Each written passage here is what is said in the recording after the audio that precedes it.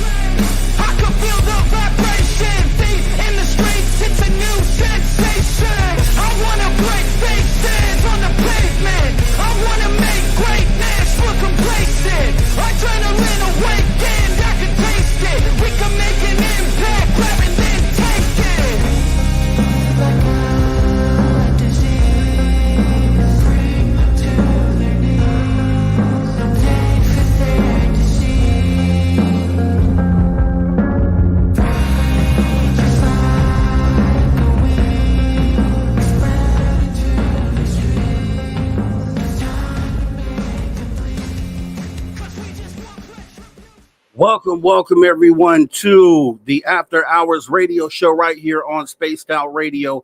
I'm your host, Mr. Rob G. We're going to be diving into some really good stuff here with our guest, Ben Moss, as we get into the Socorro UFO incident, amongst other things to do within ufology. It's going to be a crazy, wild night. You guys make sure you don't go anywhere and you stay right here, right where you're at. We're going to go ahead and get in and see who has come in first tonight. Let's take a look. See, going back in the chat, it shows, as far as I can tell, we're going to go ahead and give Race Fam the gold tonight. We're going to go ahead and give Kitty Catty Whack that silver medal. And then Deb from Sacramento looking like she's coming in with that bronze, saying, here we go again with Sweet Robbie G.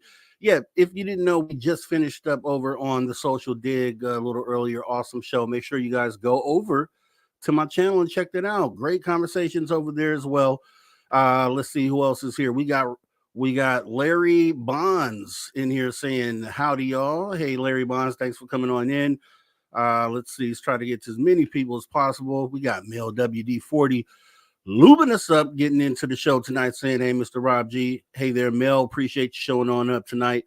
We're going to have a great time. We got, I know Roger Murray dropped some gems for us tonight. Let me try to find Roger Murray's. Yeah, here we go. Roger Murray is always saying, let's see. Ben Moss, hello. Welcome to the show. Socorro incident happened April 24, 1964. 60th anniversary, Socorro, New Mexico. Investigated by J. Allen Hynek. That's what I'm talking about. Roger Murray keeping us informed. Appreciate you showing on up here tonight. Let's see, what else do we got here? We have Lee the Bee is in the building. Hey, Lee the Bee, thanks for coming on in. Thanks for showing up tonight. Lars Jansen, thanks for coming in. We appreciate you showing up. Frankie B, appreciate you. I see you there. Area 51, I'm here. We appreciate you being here. Area 51, thanks for showing on up. Super Crazy Movie Geek. Is it okay if we do disclosure tonight? Maybe. That's a different show, but maybe we can bring disclosure tonight. How about that? Appreciate you showing on up. Daniela's in the building. Hello to all. Miss Catherine Jones, greeting Mr. Rob G. Hey, Miss Catherine, thanks for showing on up. Eternity Eternal, appreciate you showing on up. Phyllis Michette Perry, thanks for coming in, saying hi, Rob G. Nikki, our experiencer from earlier tonight. Hey, thanks for coming in, Nikki. Thanks for showing up tonight. Terrence Wills, appreciate you showing up. Lightwalkers, love the new intro. That's what I'm talking about. Let's go ahead and get ready to get the podcast side of this started. I see you, John Lamb. Thanks for coming on in. Richard Minnick, I see you as well. All right, let's start the podcast side of this. Welcome to Spaced Out Radio, the After Hours radio show with me, your host, Mr. Rob G. Tonight, Ben Moss will be joining us from MUFON, ufologist, researcher, all that good stuff. You guys want to make sure you don't go anywhere. It's going to be an awesome show. Hours 1 and 2, and hours 3, we have Steve Stockton and Drew Banky coming in with that After Hours wrap up. Here we go.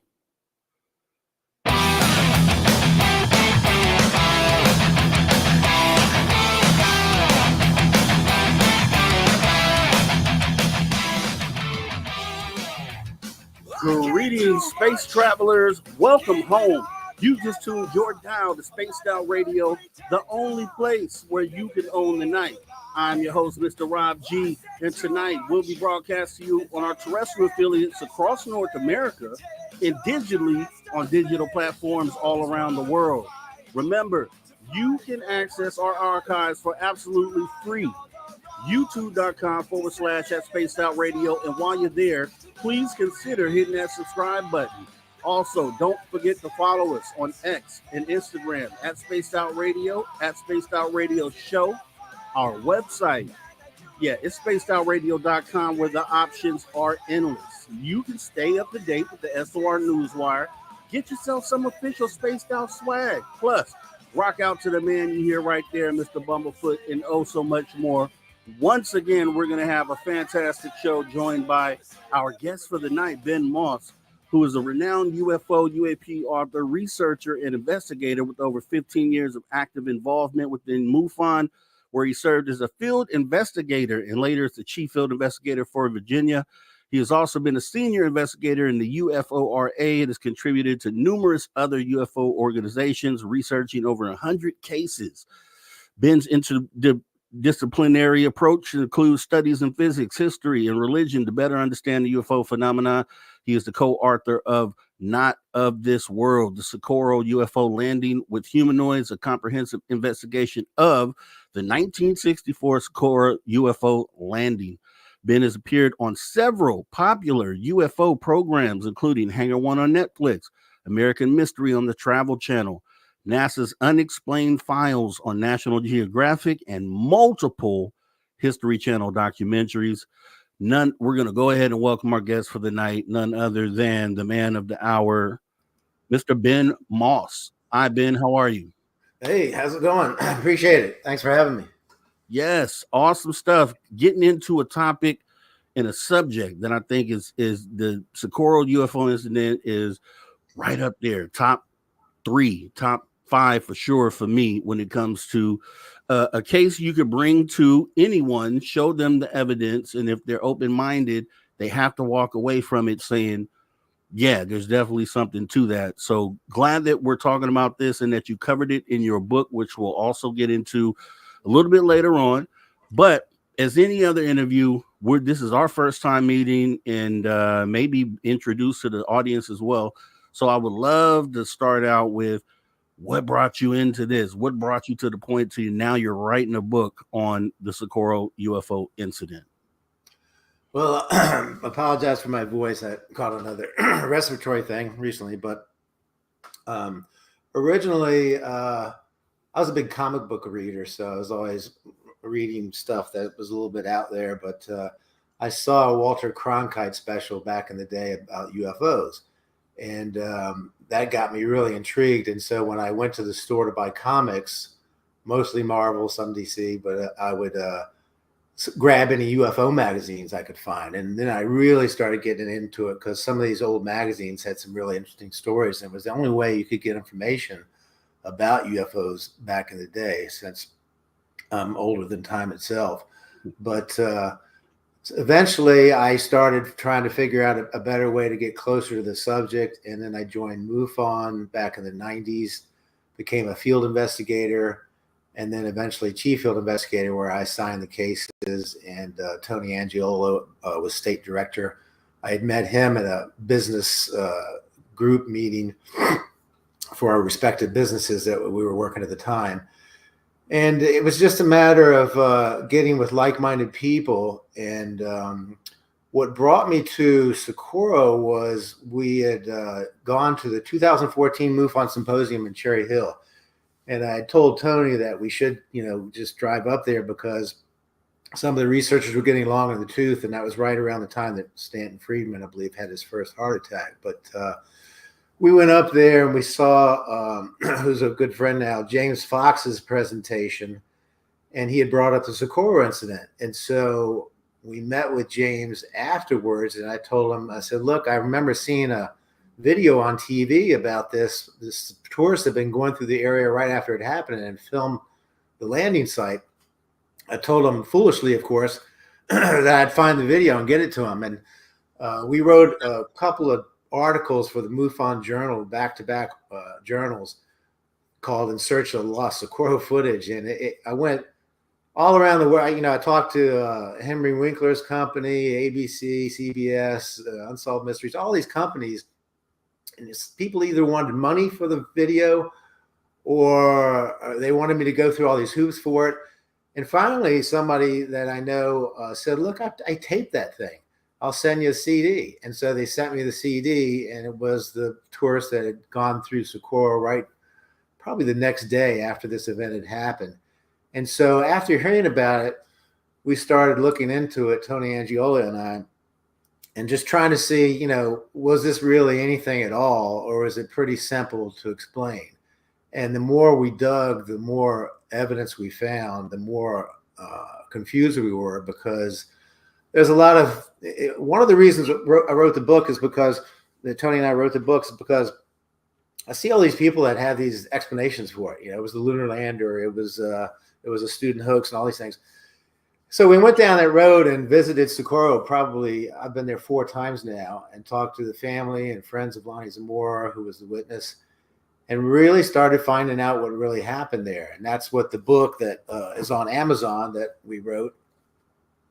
Nice picture from Norm Gagnon. He did a pretty good job with the creatures under the landing gear. But the more we dug, the more we found that there really was no explanation except for what Lonnie said happened. And even to this day, that Project Blue Book file is unknown.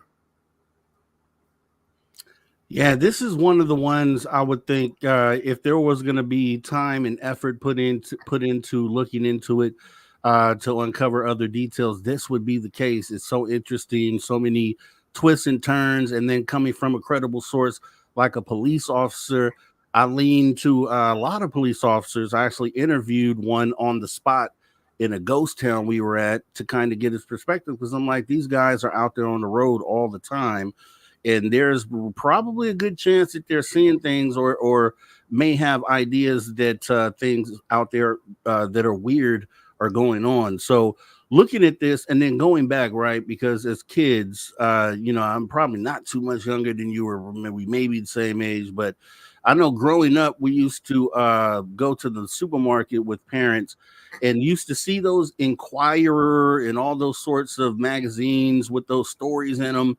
And, woman gives birth to alien baby, or just weird things along those lines. And at the time, they were looked at to be jokes and things that were just false, blatantly false. But now that we're in this subject, and I can speak for me for sure, when I look back at that stuff, I'm like, whoa, I should probably go back, sift through some of those articles and see what truth, there may have been some truth to some of that stuff. What do you think about that? Yeah, well, the tabloids you're referencing, I skimmed over those, but because they have some, they're pretty funny actually. When you look at the history of those things, to catch your eye instead of the penthouse or whatever, they're using UFOs to get your attention. But it's come a long way. It's come full circle. Where we are today compared to back in the day when I first started looking into this. Come a long ways. I think that more people, the one thing I would have to say that got people interested and made people believe that something's going on was Star Trek. Star Trek was a great show. It came up right when I was a kid, and I was so, it's still to this day, I just love watching the original Star Trek. But that got people thinking about it a little bit more. And, and then, of course, that took off, and every show on TV was about aliens at one point or another. But, yeah, the thing is, back then you had the giggle factor and the little green men, and they play the X-Files music, but we kind of got beyond that and grown up a little bit, because that wasn't the best way to treat a subject that you can get some pretty good evidence that something's going on. The thing that kills me about some of the famous scientists right now, I won't mention any names, is they're still dismissing it because they say they can't get here from there. And that's just ludicrous, because we have no idea, I always say, if something's 100 years ahead of us, it'd look like something different. If it's 1,000 years ahead of us, we probably can't even wrap our heads about it. If it's 500,000 years ahead of us, then we won't even know it's here. We won't even recognize it. So, since the universe is so big with so many, trillions and trillions of stars with many opportunities for life, I think there's life everywhere. It's just, a lot of people just don't believe it's come here yet. But there is really substantial evidence that it has. And the Socorro case was one of those cases where we kind of went in to say, let's see if we can prove that this was a black project or the lunar lander or whatever the case may be. And the more we dug into it, the more we ruled all those things out and found that the real root of that story was exactly what Lonnie Zamora said. And Lonnie was not a guy. He was sorry. Later in his life, he said he was sorry he ever brought it up. If he ever could have done it over, he would have never said anything to anybody, because it kind of messed with his life. But he was a guy that wasn't interested in UFOs, was a salt of the earth type police officer in Socorro, New Mexico, which is a great town. I love the people there. It's really a beautiful area. And the fact that he never changed his story over the years, never embellished it, never, he hated the fact that he was getting calls from Japan and, UK and all over the world. People wanted to talk to him. And he got disgusted with the whole thing. Whereas somebody that was making something up would milk it for everything they could. And so the thing is about Socorro was Lonnie Zamora was a perfect witness. I can agree with that. And this is so young in the modern UFO era. And what I consider modern UFO era is Roswell going forward, right? So the last 80 years. And you look at this, and Socorro is 17 years after Roswell. So it's very young and early in the process. And to have such a compelling case with such a credible witness in broad daylight on top of all that, it just does something for me. A lot of those early cases kind of resonate that way. And, a lot of the people that are listening tonight, they already know, a lot of the details from this Socorro incident. But for some of those new people just coming in, would you mind kind of going over this case and what this case is? Sure. Lonnie Zamora was on, he was a police officer. Was in a fairly brand new cruiser. I think the cruiser was about 3 weeks old. And he was, he was on random patrol. A speeder shot by him, and he was pretty sure it was a 17-year-old kid that he knew. So he kind of pulled out behind him as this guy was speeding through town. Didn't get too close, was just kind of following him. And as he started to cross this road where there's this kind of a berm into an arroyo of the Socorro Desert, he saw something flash over his head and kind of saw like a blue light or heard a roar. It's kind of questionable as to what really triggered him, but he saw an object going overhead. So he broke off the pursuit, knowing that he could probably figure out who the speeder was and deal with that later. And he took a brand new car and took 3 tries to get up this hill to look down into this depression where this occurred. And when he finally, because Lonnie, being the kind of guy he was, he thought maybe an airplane's crashing, maybe somebody's in trouble, maybe somebody needs help. So he takes a brand new car, it takes him 3 tries to get up this hill, which that road now, we took a rental car up there and beat that thing to death. I wouldn't recommend trying to go on the original road. He got to the top of the hill, and as he crested the hill and looked down, he saw and what he thought at first was an overturned car, but it was an egg-shaped object with landing gear. And as he was cruising along, looking out the window, there were two creatures, two beings standing, kind of looking underneath the craft. I believe the craft was having some difficulty, and there's these creosote bushes in the area, and they don't grow that tall. And he said the two beings he saw were the same height as this bush, which is still there today, but at the time it was about 4 feet tall. So these things standing next to or underneath this craft, this egg-shaped craft, were kind of looking at it. And as Lonnie was getting closer, one of them turned and saw him and kind of actually jumped, like he was startled that there was somebody there. Then he had to go around, lost sight of it, and came down closer. He eventually got to within about 35 feet of it. But by then, the creatures had gone. He heard two slams, maybe an inner and outer hull door slamming. And then the craft that was sitting on four legs rose up in the air with kind of a roar, and a blue knifing flame pan that came out of it. And the thing about the blue flame is it wasn't a propellant, because Lonnie was close enough. As if this had been a rocket, Lonnie would have been vaporized right there because he was so close to it. But this blue flame knifed into the ground.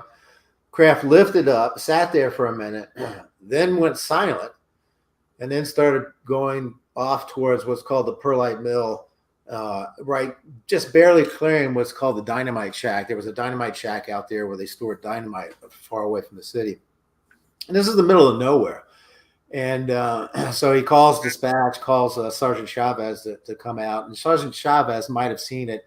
There's a lot of detail to this that hadn't really come out. It's in the book, but I think Chavez saw it also. He was just so worried that he saw a black project that he never was going to ever admit that he saw it.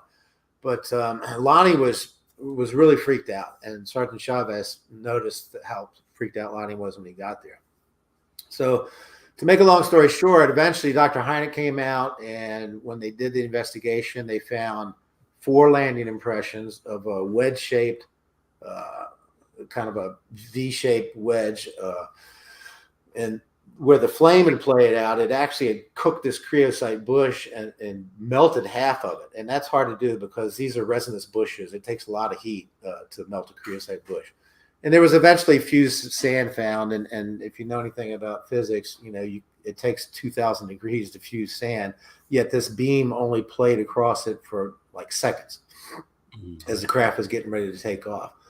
So as we looked into it, I think Lonnie he said the beans were in white coveralls, but I think he got a closer look than what he ever really said. He told his family, I think, a little bit more, but he was really freaked out. And that night he had actually gone to his pastor. He was Catholic. I can't remember if it's priest or pastor, but he had spent like 2 hours talking to him because he was pretty much freaking out. And I think that what he thought he saw was demons, because he got a close enough look to know that these two creatures that he had seen were not human. And that's part of the thing that kind of changed his life forever. And what the preacher said to him, he said, basically, Lonnie, you can do one of two things. You can either stop talking about it or just tell the truth. And Lonnie decided to tell the truth. And that's why over the course of 30, 40 years, he never changed his story. He just told it as it was. Towards the end of his life, before he passed away, I think around 2018, he said he called them creatures. And so it was a close encounter of the third kind. Alan Hynek came out, and my good friend Ray Stanford was invited out to the site. And that's the case that kind of pushed Dr. Hynek over the edge, where he formed CUFOS and started really believing in this, because even the Project Blue Book people, Captain Quintanilla and Lieutenant Commander Holder, Captain Holder was from the uprange White Sands Missile Range. He investigated the case also, and he was baffled by it. It's still unsolved to this day. They looked into all these explanations for it, and It wasn't a lunar lander. There's no way they were going to fly the lunar lander off of Holloman Air Force Base in the middle of the Socorro Desert, which is 30, 40 miles away. The lunar lander had round landing pads. In April of 64, when the Socorro incident occurred, the lunar lander still hadn't flown yet. It was being dropped by a Bell helicopter to test the integrity of the struts. The lunar lander used what's called hydroxine in its engine. And every time they tested the engine in atmosphere, because this thing was designed to fly in space, not in atmosphere, the engine would seize up after about a minute or two, and they have to rebuild the engine. The first 2 test flights didn't happen until 9 or 10 months after this incident. Both times the pilots had to eject or they would have died in the crash because it crashed both times. So there was a lot of evidence left. There was the metal scraped on a rock. You had the 4 indentations that Dr. Hynek had estimated took a 9-ton vehicle to make those depressions. Came in at an angle, left at an angle. The blue flame, of course, a few sand, melted a creosote bush, but didn't cook Lonnie. So there was some radioactivity there that day that they first investigated it, but it was gone the next day, which is very unusual for radioactivity. And then another police officer, Ted Jordan, had come out with a camera and took a whole bunch of pictures. Those were confiscated, and he never got those back. And later on, Tony and I actually, through Ray Stanford, got some footage of Ray and Dr. Hynek talking about it. And Dr. Hynek said he could confirm they didn't give him the footage back because some of the film was fogged by radiation. So that, I hope that wasn't too long, but that's pretty much what happened. No, that's good. And actually, you bring up some really good points there. The lunar lander, that always bugged me because, first of all, I know Neil Armstrong tested it out, and it never flew successfully. They never had a successful flight, even leading up to the moon mission, which was like in 69, so some years later. So that's just off the table. It just doesn't make sense because the description of how this flew, it flew very successfully. It lifted up and then shot off, and it was a successful flight by all means. So how could that be the case? And then a few years later, it crashes and they have to eject. So very good point there. And also another thing that makes this sighting so perfect is that because it was a police officer, he was able to get the resources that he needed to come in immediately to investigate it, which is why we have such great footage of them looking over the information.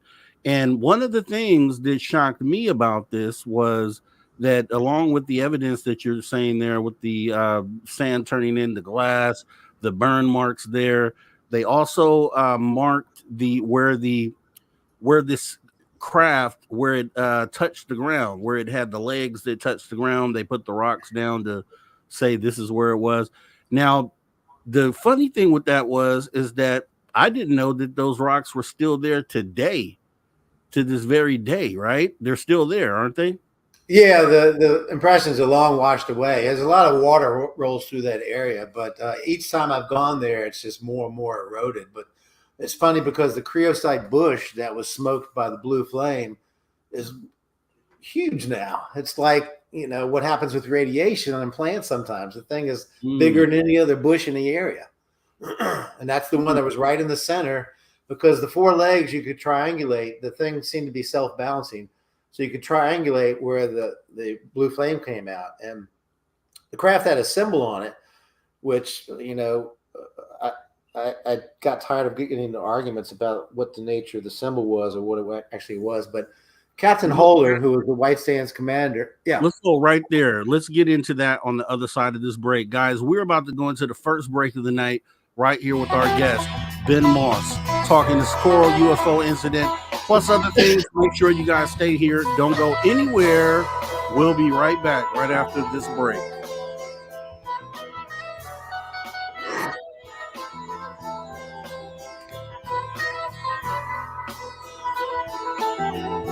How long is the break?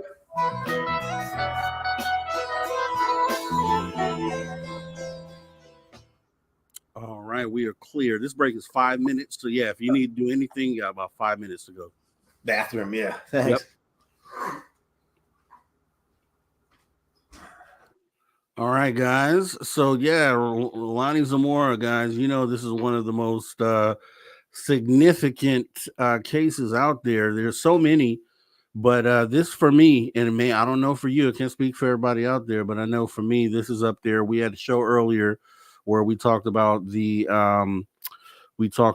aerial school right over on my channel, just children and extraterrestrials and what those connections might be and why extraterrestrials target children. So make sure you go over to my channel to check out that show. We did that a little earlier today, but those school sightings plus Lonnie Zamora, and then the Kentucky Goblin UFO case, that's right up there. It's like my top 4 or 5 probably right there. Even in these sightings to me are even more prevalent and more important than the Tic Tac sighting, the current sightings that we have. Truthfully, it's above all those for me, and just the evidence they were able to capture in under this. So we're going to be getting into that plus a lot more during this show tonight.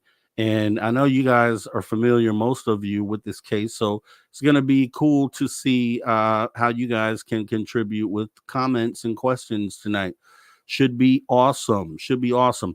Richard Minnick has the right idea, too. Show Rob some love. Let's get some likes. I don't know what they look like. I haven't checked, but it'd be cool to get some likes on this video. If you could, during this break, just take a moment, step back, go ahead, hit that like button. Let's get us over 100 at least for this show. And we're going to kick butt tonight and continue to do what we do. So we would appreciate it, guys. We totally would appreciate it.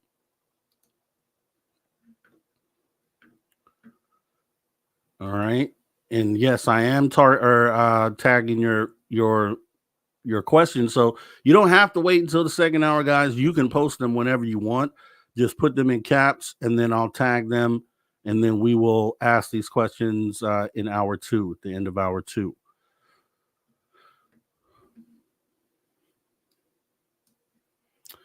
So yeah, how have things been, Ben? I've seen you on numerous programs. Are you working on anything or doing anything currently? Oh, I got you on mute. Hold on. Okay, go ahead. We're speaking. Tony moved to Colorado. He and Katie Page are coming. We're all speaking at the Albuquerque Festival UFO conference in April. And it's got a pretty good lineup there. A lot of guys I hadn't seen in a while, but that should be good. They wanted us to present. This will be the first time we've actually gone back to New Mexico to talk about the Socorro incident. So I've already reached out to Lonnie's daughter to get her to come with her family. So that's exciting, and I'm always looking at stuff, always getting a few cases here and there. And the sad thing is with the AI and everything, there's just so much fake stuff on the internet these days that when I jump in and say something like that's a bird or that's not real or whatever, but you get into these arguments and it's just not worth it. Been doing this so long that it seems like people will believe anything. And the thing about ufology is you got to do your homework. If you, just like with this case, I only talk about it because I've done my homework and know what the facts are. Mm-hmm. But there's a lot of bad information out there. Yeah, and it's cool to be able to have someone come forward and clear it up, especially if you've researched it, looked into it. We need more of that. Like I said, it's a problem within ufology. Also, another problem that I see a lot is rush to judgment, whether good or bad, is without vetting information. A lot of people will just throw data away and never have really looked at it. Or they'll just be all on board on something that they see without taking proper time to research and get the facts. So we have a little bit of both on both sides, unfortunately, and it takes people like yourself who have taken time to look into it, done work. You've done the footwork essentially for a lot of other people. They can take your data and then move the ball across on their own. So that's actually pretty cool. And we got about 20 seconds before we come back from radio. Richard Minnick, yeah, internet trolls are bad on UFO footage. True. Yeah, we're gonna get into this right now. Roger Murray, Ben Moss, Max Stratz, symbol on egg different. What Project Blue Book reported. We're gonna talk about that right now. Here we go. Welcome back, everybody, to Spaced Out Radio. We're on the back half of the first hour right here with our guest tonight, Ben Moss, and we're talking the Socorro UFO incident. We're going to get into your questions and a lot more a little bit later on in the show, but if you're on social media, consider hitting that little heart button. Tell us that you like the show. We'd appreciate it. As we get back into the conversation tonight, Ben Moss is joining us. And Ben, first thing I want to start with is what you left off with was the insignia or the logo or image that was depicted on this craft. You were beginning to talk about that. If you want to go ahead and jump back into that. Yeah, Lonnie saw it was about a 3-foot tall red insignia. And what happened with the insignia is pretty interesting because I have a lot of people that talk to Captain Holder, and then Ray Stanford talked to his son. And what happened was there was an insignia on the side of the vehicle. When Lonnie discussed what it was, Captain Holder made up a signal, the umbrella with the arrow, made that up, had Lonnie sign that because he's like, country, God, and family, country first. And so when they told Lonnie to sign that insignia, knowing it wasn't the real one, he did it as his patriotic duty. But the purpose of giving the fake symbol to the public was because if anybody else saw this craft and gave the fake symbol, they'd know they were just making it up. The true symbol was, and this was verified by a friend, Patrick Richard, who used to go have coffee with Lonnie, where he drew 3 different symbols on a napkin and put it in front of Lonnie, and Lonnie just kind of nodded about which one, because he didn't want to talk about it a lot because they told him not to talk about the symbol and the creatures. But the real symbol was an inverted V with a line at the top, a line in the middle, and a line at the bottom. And what's interesting, when I talked to Ray about this, he kind of agreed that who knows what it actually meant. Tony said it could mean eat at Joe's. But the inverted V with the 3 bars was centered right where that blue flame came out. And that symbol reminded me of a radiation symbol. So that could have been a symbol, and it might not have been a static symbol. That thing could have displayed different symbols. But the inverted V pointed to where the blue flame came out. The 3 bars could be like, don't stand close to this thing when engaged because it's radioactive. So it could have been a warning sign. But it was an inverted V with 3 bars, which I've looked. I found an old alchemy symbol that was close to it, but it wasn't the logo for this. Some people say it was a logo for a company that was in the area at the time. That company didn't have anything to do with aerospace. They built software. It was about 3 feet high. There was a pilot who later, a couple of days later, said he saw the egg-shaped craft in the sky, and it had the same symbol, inverted V of 3 bars. And what's interesting is when Richard Baca had drawn a picture for the El Defensor Chief in the newspaper for Socorro, New Mexico, originally they had that symbol on there, and the Air Force made them wipe it off. And so there's actually no symbol, I don't think, in the picture that showed up in the paper, or it came out and then they had to take it away. But the thing about this case was a lot of information got out before the news could clamp down on it. And what's interesting is, then a day or 2 later, you have La Madera, where it seems like the same object landed for about 6 hours, was witnessed by a guy that went to sleep and came back out, and the thing was still out there. Same 4 triangular landing gear, same blue flame. The reason I think this thing landed where it did, because it had crossed a gas across from where the river is. There was a gas station, Opal Grinder's gas station, and a family, a man and a woman and his 3 kids were in the back seat, had pulled up and said, you got some funny looking vehicles flying around here. And Opal Grinder said, what are you talking about? He goes, well, my car almost got hit by this craft. And he goes, what did it look like? A helicopter? And the guy said, it was a helicopter. It's the funniest looking helicopter I ever saw. And so he said, well, I saw it go this way, and then I saw a police officer going after it. And that's when Lonnie engaged it. So the thing was having some difficulty, I believe, because when you're at the landing site where it landed, it's a depression, and there's kind of a ridge around it. So once it landed, you could be standing 20 feet in any direction and you wouldn't see it. So when Lonnie saw the creatures, they were looking up under it. I believe there was something wrong with it. And then when it landed in La Madera a couple of days later, before this actually had come out and all the descriptions were the same, I think it repaired itself even further. But yeah, the thing in the book was on Amazon. The thing that we found was when you do your homework in that area, before this event, during this event, and after this event, egg-shaped craft were seen all over the place. They were witnessed by military personnel. One landed at Hollerman. When we were in Socorro, some people said that we saw it near the reservoir. Other people said they saw it, but the way they saw Lonnie was treated, they weren't going to talk to anybody about it because they didn't want to bring it up. And of course, the FBI was there, but they told Captain Holder, don't say the FBI was there because only anybody know we're here. But all the documentation we have shows that the FBI was there. And Captain Holder, who was the uprange commander at White Sands, he knew all the black projects that flew. He knew everything that was going on. This was not a black project. We still to this day don't have an egg-shaped craft that can perform like this craft did. I don't know of any craft that has wedge-shaped landing gear. But the other theory was that it was a student hoax, which is ludicrous because to pull all these things together is just crazy. Plus, the 3 students that were named as part of the student hoax, I actually got all the names. One of them had died.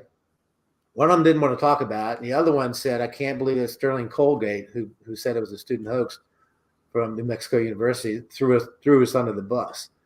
Because that was during exams in April. And they're not going to be out in the middle of the desert fooling around when they're trying to do exams for this, School of Engineering. So all the hoaxes and theories about Lander and student, none of that panned out. The only explanation, the other one could be a black project, but then Captain Holder, who was uprange commander at White Sands, he was completely baffled. Hector Quintanilla said, I'm going to go find this in a hangar somewhere. He was completely baffled also. He came back and said, look, I don't know what it was. But of course he said, whatever vehicle it was, he made the mistake of saying vehicle, it wasn't from outer space. Well, if they don't know what it was and we don't have anything like that, he just said that to kind of put a stop to it. So the cool thing about this, kind of like what happened with Roswell, was a lot of news got out really quickly, and then they had to backtrack, change the symbol, try to close this thing down, don't talk about the creatures and that kind of thing. But in the book, I have a whole chapter devoted to many newspaper articles of policemen, military personnel. A lot of people saw flying egg craft at this time, which tells me that maybe wherever this came from, they were just hanging in the area at that time. Let me ask you this, because and maybe I'm misremembering because I've studied this case some as well, but I was under the impression and this may be some of the misinformation you're talking about. There are some instances where when we talk about egg-shaped craft, they depict this thing as like an upright egg standing up. Some show a sideways egg, essentially. Which one do you think it is? Just starting there. No, it was kind of cantilevered at an angle. It was Dr. Hynek had noticed that the impressions weren't the same. The 4 indentations of the landing gear weren't the same distance from each other, which told him it was a self-leveling vehicle. It was correcting because it's very rocky there and it's not flat ground. Mm-hmm. But this thing was kind of tilted, egg-shaped this way. It wasn't. Some of the shows don't have 2 legs and yeah. But it was about 16 to 18 feet long and probably about 4, 5, 6 feet wide. The descriptions in the newspaper articles are interesting. Flying butane tank. Thank you. I was going to ask you that. Football-shaped craft, egg-shaped craft. It looked like a water tank, a white water tank. So all the descriptions are still an elliptical vehicle. And, maybe at high speed it would look like a Tic Tac. You just never know. Exactly. That's kind of what I wanted to get into because I know there were some mumblings about, I guess, the person who saw it after Zamora may have described it more like a flying butane tank, which then we get into the current day Tic Tac because a lot of people want to hang the whole Tic Tac thing on government tech.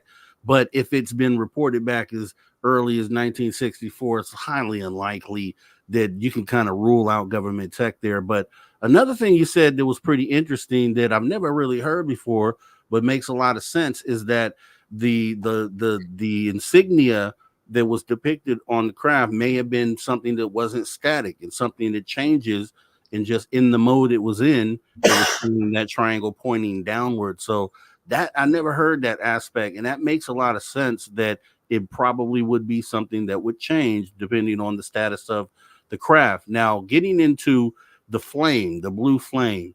So a lot of people want to, a lot of skeptics or people want to discount the sighting will say because it had flames, then it was likely something man-made, which I don't buy because you can find fire anywhere in the universe. So just because it's displaying fire doesn't mean it's something that's man-made. And I've heard you say on other shows that you think it's like maybe a two-stage sort of thing where maybe the fire gets you off the ground and then it goes into this levitation mode at that point or kicks in to another technology that allows it to float silently and then shoot off.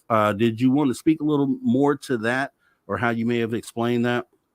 Yeah, I mean, it's just like we send a craft to the moon. We got one craft gets it there, another craft comes out, uses a different engine.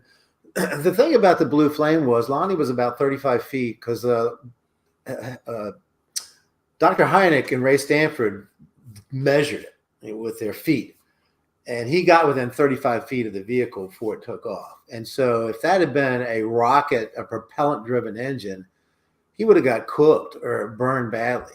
And it wasn't really that hot. It was loud at first, but it knifed into the ground. So it penetrated the ground. It didn't shoot dust all over the place like a propellant, like a rocket engine would. So and once it lifted up, that thing was turned off. And then it silently left and eventually started to reach what they think was supersonic speed. But that is not a normal engine. It's kind of like a plasma beam or some type of ion beam, but that's probably where the radiation came from because there was radiation left, and it did melt the sand. And something that would melt the sand without blowing everything all over the place and completely covering Lonnie with dirt and debris and blowing him backwards 30 or 40 feet and damaging his car. That's just some type of strange propulsion. It's there's one engine that maybe landed. I think that it's related to the problems it was having. Maybe it hardly ever used that blue flame, whatever that was, that engine. But it seemed when it came on and off, it was a wind up and a wind down sound. Lonnie said it was kind of like like a generator making a whining sound when it kind of keys up and then kind of keys down. But there's just no other explanation that the proximity of Lonnie having to that couldn't have been a propellant, couldn't have been a normal type of engine. Plus, you're talking about what Hynek said was probably a 9-ton craft, just a little blue flame. Maybe it was about 2 feet wide. I don't think that would have lifted off the ground if it was, burning chemicals. If it was, it's just standard combustion. You're right about that. Now, and here's the thing, and here's kind of because I like to look through things logically, and because of the skeptics, because they like to say, well, okay, if that, then this is the case. So they'll say, okay, they'll find a reason for this still to be a black project or a lunar lander test or something along those lines. So the other part of this sighting that they can't explain, I'm sure, and I would love to hear a skeptic opinion, is the footprints, right, that were by the craft. Weird shape. And so how do you explain those away, right? He didn't see what they looked like, though, physically in the face, though. Is that correct? I think he did. I think he used the white coveralls because, when the FBI and Captain Holder got a hold of him, they pretty much told him, said, stop talking don't talk about the creatures, because they just didn't want any information about that out. I think I think he could see their face. and that's freaked him out because it's not human. But there were 2 round indentations, almost like a ladder had been set, and then the indentations that moved, which would happen when weight was on the ladder coming down. And you might think, alien civilization needs a ladder to get down. Well, sure, that kind of makes sense if they're landing on a planet that's not theirs. And then the footprints were kind of like, almost like a horseshoe, but very tiny, very tiny. And at that time, the tourists completely covered that site. But at that time, they looked around. There was nothing else around there. The footprints were right where Lonnie said he saw them standing, looking up underneath the craft, trying to figure out what the problem was. And then when they got back in, slam 1, slam 2, Lonnie said it reminded him of like the hatch of a tank slamming. Man, this is compelling because it sounds a lot like, those incidents. And it's funny that I did a show earlier today about the aerial school, but it just so much reminds me of what they said happened in that incident where the craft landed. These 2 beings just like in this case, got off the craft and kind of were moving around doing some weird stuff before they left again. So I think there's like way too much about this case that points to it being something that isn't ours. What is the main, like being a researcher and going out and speaking about it today, what is the main hurdle that you see yourself running into nowadays? What are they throwing? Even though you give all these great explanations about why it isn't ours and why it's probably something different, what do they throw at you a lot? What do you get as far as opposition? Well, there's people will present the case without doing their homework, their due diligence. I used to watch Josh Gates' show, Expedition something, whatever it's called. I don't anymore because he did a show on Socorro, and he had these 2 so-called UFO investigators, which you can kind of label anybody that. It doesn't mean they are. But the show had done a pretty good job. James Fox was at the site talking about it. At the end of the show, they had a guy, I won't mention his name, but he's a professor at the university. He said, well, it was the lunar lander. And when they got back to Josh Gates, he goes, see, some things have the simplest explanations. And I was just thinking, that's the worst thing you could possibly say, because there's absolutely there's no way it was the lunar lander because it wasn't flying at the time. And there was no Bell helicopter dragging it along. And they wouldn't do it off base. That was a top secret project. They wouldn't do it off of Palmer. So one of the reasons that we wrote the book was because I kept seeing more and more people saying student hoax. It was a lead pan that had a firecracker in it. It just got more and more ludicrous. When you look at the facts and you kind of dig into it, there is no way it was a lunar lander, and that they say that the thing wasn't flying at that time. It was no way it was a student hoax because too many things had to come together. I mean, if you go there, there's nothing there. There's a church kind of over the berm behind it now, but that wasn't there before. But there's nothing. They didn't build a park. They didn't make money off of the landing site. They created another landing site, and sometimes people go to see a landing site and they end up going to the wrong site, and they describe it to me, and I go, no, you were at the one they created just for tourists. But the only way that I can counter some of these arguments is just to say, look, read the book. The book has all the data, all the newspaper articles, all the different sightings. There were probably 30 or 40 sightings within this time frame in different cities and different areas. This thing was up and down that Route 66 and that area out there. But there's just no evidence that points to anything other than what Lonnie described accurately. It couldn't have been the lunar lander because that wasn't flying. It couldn't have been a student hoax. They were in exams, and they couldn't have pulled this off with $1 million. They couldn't have done everything that happened and fused the sand and burnt the creosote bush and done all that stuff. And there was a little bit of metal left over that was, when it was looked at a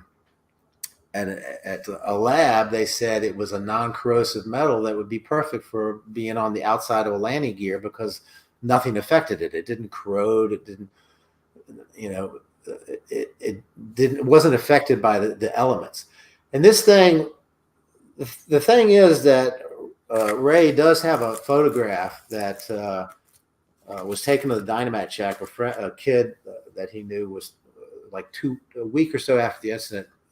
He's got a kid standing in front of the dynamite shack, and in that picture, when he finally blew it up, like 2010 or so, you can see in the background an egg-shaped craft, and you can see 3 of the landing gear. And there's another egg-shaped craft that's tilted with no landing gear, and then there's another object behind it. But Ray inadvertently photographed this thing when he took this picture of the dynamite shack, and he didn't blow it up and look at the negative until many years later. And so hopefully we'll be able to produce that soon to show the world that, that's exactly what Lonnie saw. With every case, it's just like with Roswell, mogul balloon. That's the most ludicrous explanation. The thing that kills me about the Roswell crash was there is no way in the world that the government would come out with a press release saying we captured a flying disc unless that's exactly what happened. Exactly. If you had captured a flying disc, the last thing you would say is we captured a flying disc, but they got it out. They checked with Blanchard and everybody there. They got that story out before they clamped down on it. But there's no way if you had a top secret project that instead of saying it was a top secret project, you go, it was a flying saucer. That just doesn't make any sense. Yeah, you're right. And I call Roswell the original cover-up, and then I call them the Project Mogul or whatever they said in the 90s, that was the cover-up of the original cover-up. So it's a long line of cover-ups. Now, with Lonnie Zamora, I know before he passed, he had done, at least from what I can tell, at least 1 or 2 shows where he came and spoke about his sighting. Do you, as far as what did he, was that something that he had done his entire life afterwards? Did he come out and speak about these things, or was it just right before he passed? And because I see things like the disclosure hearing that Greer put on in 2001, and I don't think he was present there, which I would expect him to be there for an event like that. Was he standoffish on a lot of that stuff? As we got about 2 minutes left till break. Yeah, he didn't want to.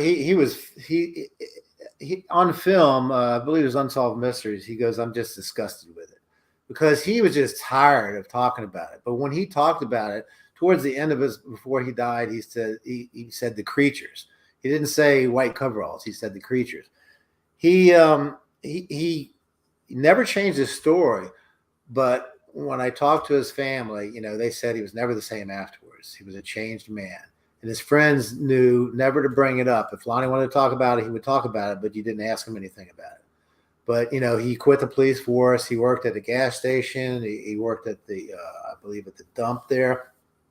He would never have talked about it if he knew what was going to happen. And he was the last guy to talk about UFOs. He didn't believe in them. He had never thought about them. He was just disgusted with how many people wanted to talk to him about it. And that just tells you that he just wasn't lying. He was just telling you what he saw. And then he was so sorry that he said that he wished he had never brought it up.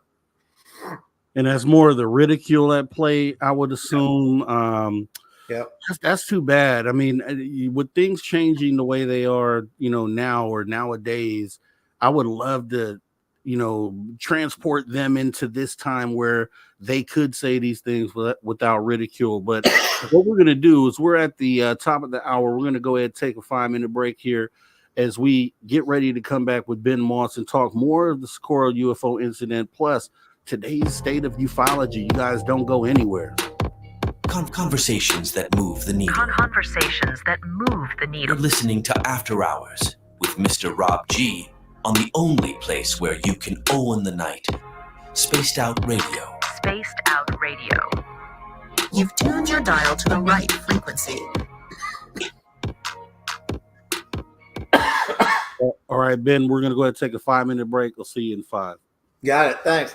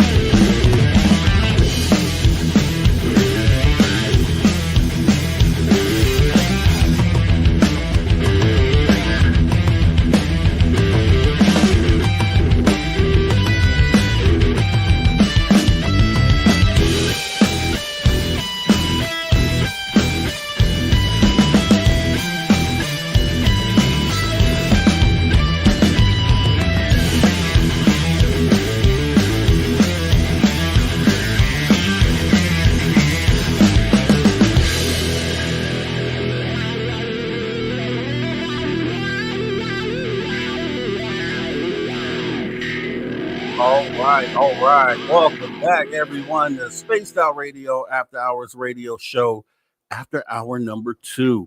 As we get ready to come back from our radio break here in about 30 seconds, make sure any questions that you guys have, I've tagged some, may have missed some too as well. So if that's the case, go ahead and put your questions in caps so I can make sure that we get those posed here at the end of this hour. Tim James, appreciate you. See you out there. Also, Nick Atkins, I could see you as well. Lunar Sparkles, I see you. Carl Bittner, as we get ready to come back here in 10 seconds. Cosmic Joe, I see you as well. Here we go.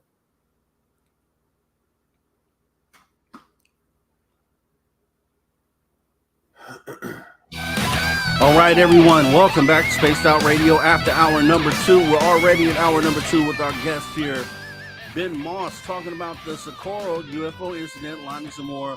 One of the most compelling cases out there, guys.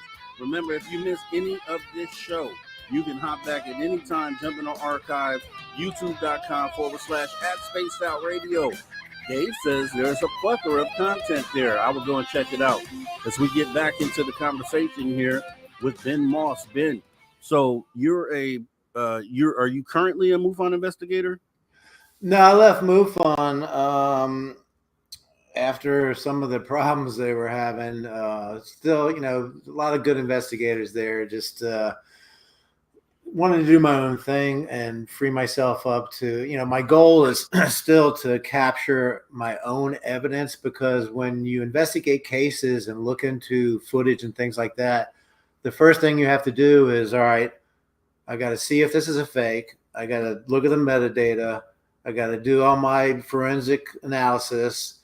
If I film something or capture something myself with footage and maybe a magnetometer and a gravimeter and get different types of data, then I can skip those steps. I don't have to worry about faking something, that somebody fakes something that I'm analyzing. When I get my own data, then I can analyze it and then present it, to scientists or a scientific way. I wanted to quickly just show, this is the symbol.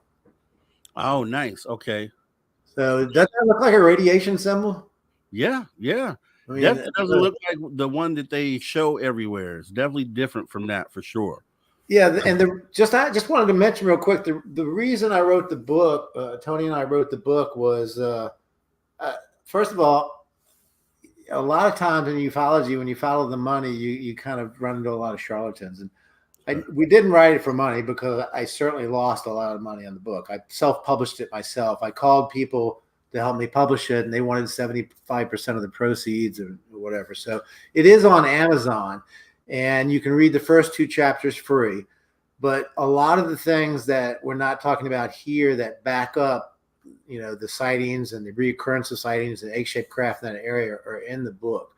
So it's worth looking at. If you read the book and you still don't have an opinion, that's whatever you come up with. But I think that we presented a good enough case that when it comes down to it, because I think there were 5, time travelers, hallucination.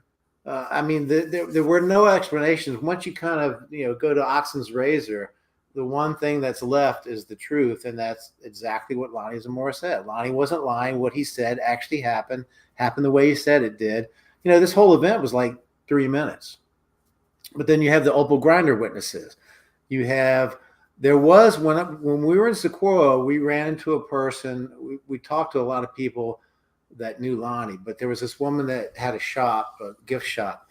And there was a lady that lived on the river up there. There's a reservoir on a river that kind of is in an indentation that runs and then comes around towards Socorro.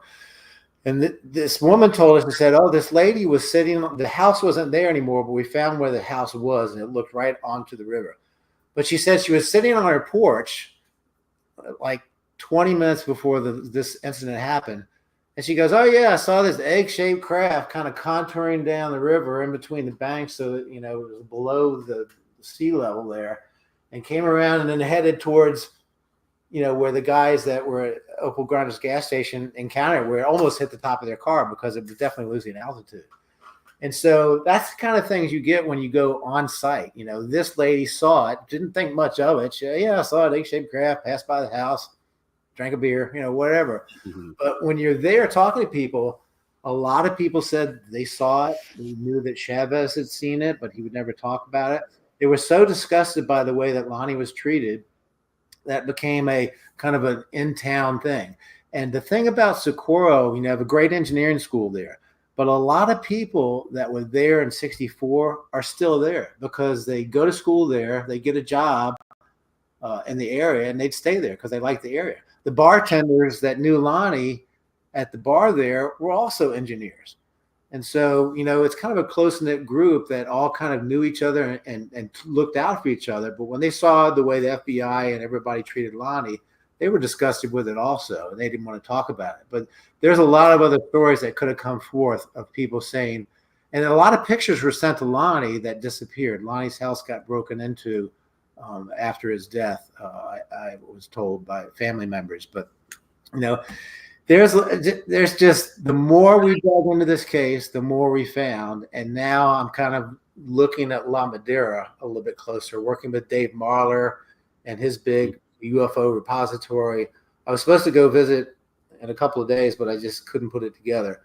But there's a lot of evidence that shows that La Madera was heavily investigated by the Air Force also. And, Captain Holbrook got calls years later from the Joint Chiefs of Staff. And he's like, why the heck are these people calling me, still asking me about Socorro 2-3 years later? And his son admitted, he said, my father told me that he created that fake symbol to fool the public so that if anybody said they saw it, that they would tell the right symbol, or they were just making a story up. So it's the case that kept on giving. It got to the point where I could have written a 700-page book instead of the 300-page book that we wrote, but it's just one of those things where you go in to find something, you find it, and then you realize that there's much more to the story than you even imagine. And Ben, I want to get your perspective on this. So we know how this all came out in the wash. We know this went into Project Blue Book. We know their findings there, but as far as the response goes, so let's put their explanation aside and just look at the response and the handling of the case initially, because we know they likely came to the determination that this was real and these were things not from here, but they won't tell us that. So how do you think, as far as the response goes and the resources that were used to investigate it initially, if you were to give those things a grade, what would that grade be? Well, it was an A+. I mean, Rob Mercer, I forgot to mention, he had been looking on Craigslist and he found this gentleman was selling a box of UFO data. And what he found was it was Lieutenant Moreno had moved out of a house and left some information behind or some boxes behind. And so he went out and bought this off of Craigslist. And he gave me a lot of the original copies, original documents, photos that had top secret written on the back of it. But what these documents were from Lieutenant Moreno was on Project Blue Book. And the documents were from Socorro. There was 280 pages of documents about Socorro. And they'd even gathered all the newspaper articles mentioning egg-shaped craft. And when you go through all these documents and you realize the FBI, Joint Chief of Staff, all the way to the White House, CIA, I don't know if it was in existence, but the Army, the Air Force, everybody was expending resources. And they kept bugging Lieutenant Holder saying, well, can't we just call this hallucination? He goes, well, hallucination doesn't put 4, grooves in the ground and burn a creosote bush in half.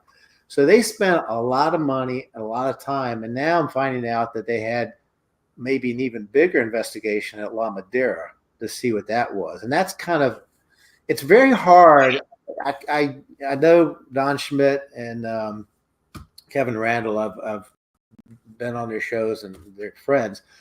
It's very hard to investigate a case from the 40s and the 60s. A lot has passed, a lot has gone on. So La Madera was a couple of days later, 1969, but it's very hard to investigate these things, especially when the purpose of the government has been to cover everything up. Just like with Roswell, where they found that all the documents, all the teletypes in and out of Roswell at that time were destroyed. The Schiff found that out and talked about that before he passed away from cancer. The governor of New Mexico. But, they were baffled. They're still baffled to this day. And they were baffled then, and they have no idea what it was. And that freaked them out. They could not explain it. And that's just the same thing that happened at Roswell, where they just, if they had come out at the time and said, oh, that was a black project, we can't talk about it, end the story, you wouldn't know about this case of Socorro today. But they didn't say that. They fumbled their way through it. A lot of the information got out, and they were learning, because Roswell started the ball rolling as how to deal with this, how to deal with the press, how to deal with the cover up, how to bury everything and clean the site up and vacuum the sand and take all the particles away and all that stuff. But it's it's one of those things where I think that as I dig more into La Madera, I'm going to find out that there's a whole lot more to this story. Yeah, and you're right. I mean, I'm thinking back on this, and again, as we talked about how this is so young in the modern UFO era, that it's surprising that they conducted most of this investigation so publicly, and how there's public record and video to going back to them walking around the site. You just don't get that with other sightings today, because they keep all that internal. So it's kind of, unique in this case that a lot of that stuff was public facing, which is to our benefit, because it shows that it details and catalogs that it was one of the most compelling sightings that we've had. In as a MUFON, if you were to put back on a MUFON investigator cap, and you were going to, it's 1964, the day it happened, how would you have approached this? Would you have done anything different then? Because I know you gave it an A+, but were there any steps that you think they could have done better, anywhere where they could have affected a different outcome as far as the investigation goes? Well, the Lorenzes were there before almost everybody, and they had a lot of data that they found the fused sand, and they were, as we dug more, and I didn't have it in the book, but they did find some fused sand. They did take samples of the creosote bush. They did try to find an explanation for the combustion, for the fusing of the sand.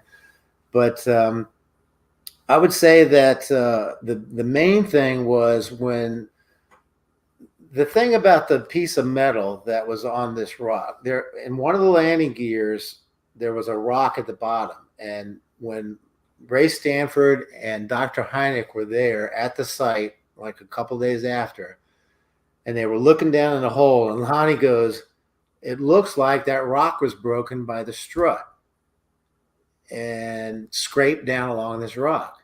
And Ray and Dr. Hunt looked down, and sure enough, this rock is broken, and the landing gear probably, as it was self-leveling, had scraped down and broke this rock and scraped off some metal on it.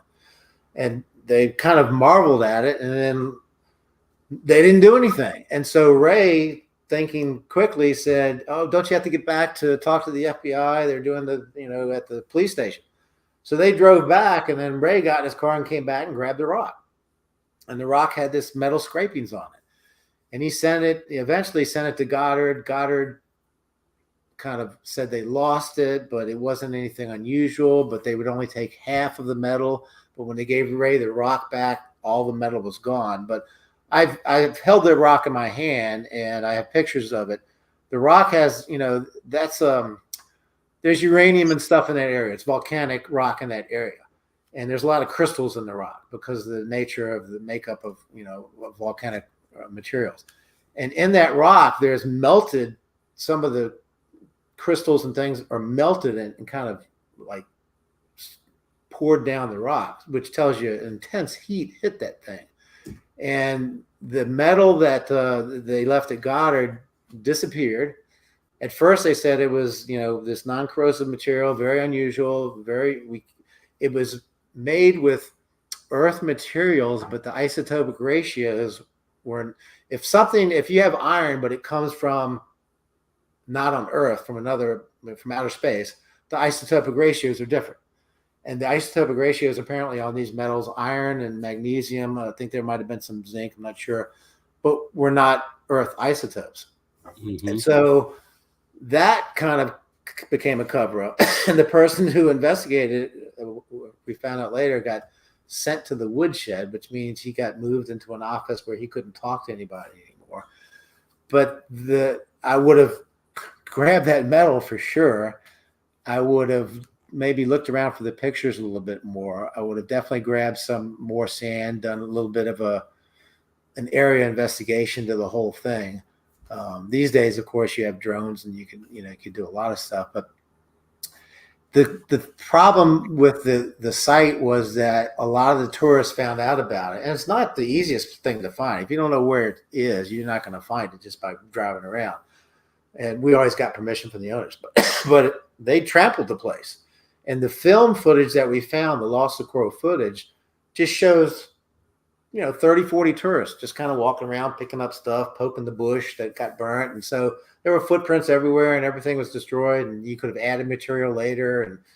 And it's kind of, in this Aurora, it's kind of like water comes down there and a lot of wind. So it does pick up a lot of garbage and bring it through there. But the thing is, the day it happened, the day after it happened, when they got there, they should have taken samples at all the indentations. The fact that they left that rock and Ray got a hold of it, Dr. Hynek, I guess it was one of those moments where he just, hey, yeah, it looks like it broke the rock, but they didn't grab it and put it in a bag and take it somewhere. But on film later, I have the footage where Hynek and Ray are talking, and Dr. Hynek says, yeah, I should have grabbed that rock. And Ray says, yeah, if you had grabbed it, I would have never heard about it again. And Dr. Hynek goes, that's probably true. We would have taken it and you wouldn't have found out what was on it. So but the fact that the investigation happened with the Lorenzes and Ray and Dr. Hynek, it was a pretty well done job. And Captain Holder, in footage that he came out and said, he said, look, I believe Lonnie saw what he said he saw. I have no idea what it was, and I'm still surprised that they contact me to this day from the Joint Chiefs of Staff asking me what I think it was. So let's flip it then a little bit. So, we talked about how if this had been current day, the stigma would not have been as strong as it was back then. So likely the experiencer of the event would not have to go through as much ridicule and may be more willing to step out in today's climate. If this sighting happened today, this particular sighting with all the same evidence, what type of current technology do you think that we have now that we didn't have then would be beneficial in using to investigate this case? Well, if it happened today, you have a smartphone. You can film everything. True. You can take pictures of everything. I've got on my phone a physics toolbox. So I have a magnetometer. I have electrometer that tells me of high radiation. The magnetometer, of course, tells you, the magnetic properties of what's going on, as all metals and everything give off that signal. But just somebody with a cell phone could have got more data than everybody that was involved in this case. It's just these days, I think that whatever landed there is aware of our technology and wouldn't do that. Wouldn't repeat that. They wouldn't land in that area. They would probably go somewhere where you never see them, like the water, which is where a lot of these things occur that you don't know they're there because they're underwater.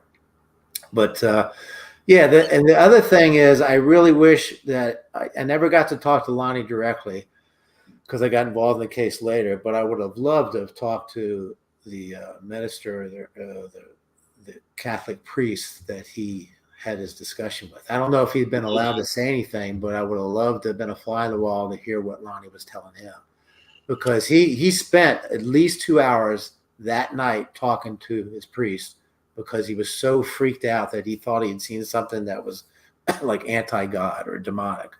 And, it kind of calmed him down a little bit. But later in life, when he started saying, he would shake his head and look down and go, the creatures, that just tells me that he knew that these were not human figures, And there's no black project. There's nothing I can ever think of except for in Vietnam, they would use really short guys to go into the tunnels to root out some of the forces there. But there's no black project I know of that uses 4 foot tall people to fly aircraft. Yeah. And then, there probably wouldn't be that many of them out there to select to train to be qualified to do the job at the end of the day anyway. So that's interesting perspective, and you bring a good point. So cell phones obviously would be the number one tool in today's sighting, but it does seem like, for whatever reason, well, my sighting is a little different. I caught 47 objects and they were on display for my camera to see, but I do hear a lot of cases where it seems like and it wasn't the clearest of videos, so I'll say maybe that was a byproduct of them not wanting to fully be seen. But at the same time, looking at the things that are going on today, we're really positioned pretty good, I think, for the next one of these sort of Zamora or even aerial school, or we're prepared for one of these if it does happen. And I think, hopefully one does. I anticipate it would have to. You would think as time goes on that one of these things should happen again. But we'll have to wait and see. So I do want to, before we go to break, have you talk about the book, because, the Socorro case is a case that a lot of people have watched many videos on. They know all the background on it. But what about the book is a reason for that person who knows everything about it to go out and get it? Well, I can tell you just by the chapters. I have the reason for a fresh look, the incident details that cover the symbol. The nature of Lonnie Zamora is an important chapter because it tells you who Lonnie Zamora was and what he's all about. Then I have a whole chapter on similar UFO cases of egg or football shaped craft, hoax and other explanations, alternative theories, the found blue book documents from Rob Mercer, which are very important because that shows how much money and time they were totally baffled. And in those blue book documents, they drew the symbol just like Hynek did when James Fox and Ray Stanford went to the National Archives.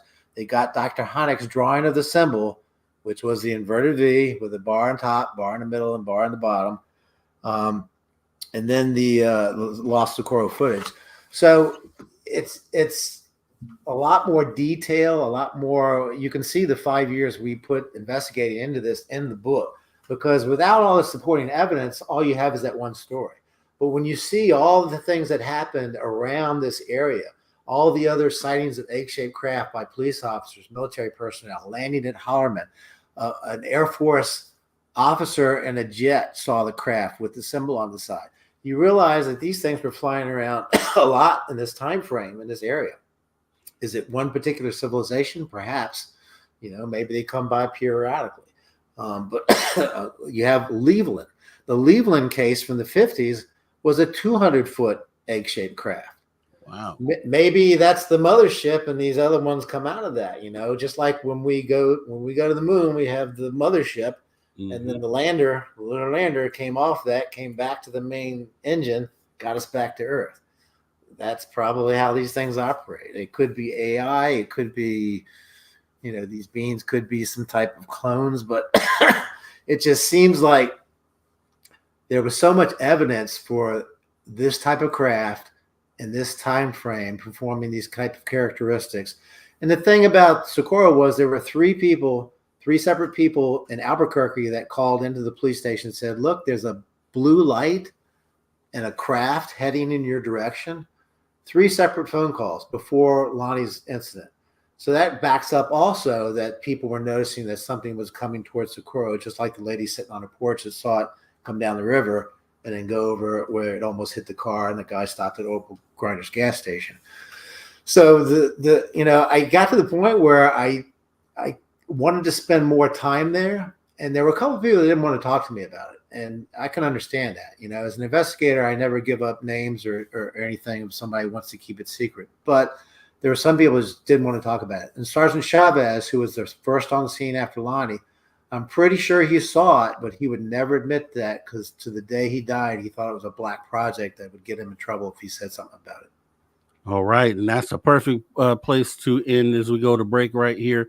Guys, don't go anywhere. We're right here with Ben Moss, getting heavy into the topic of the Socorro UFO incident and Lonnie Zamora. We're going to be taking some of your questions next when we come back from break, as well as getting into some more of this wonderful conversation right here on the After Hours Radio Show. Guys, do not go anywhere.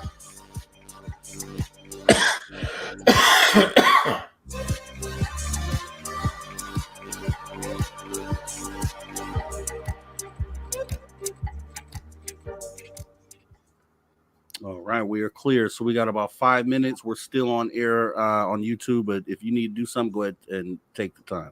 Yep, I'll be right back. Yep. All right, guys, looking good out here. Let's see, who else? What do we have out here? Let's see. Earth Goat Trees looks like the Space Force symbol with a V. Never thought about that. I have to look into that. Let's see. Let me move up here a little bit.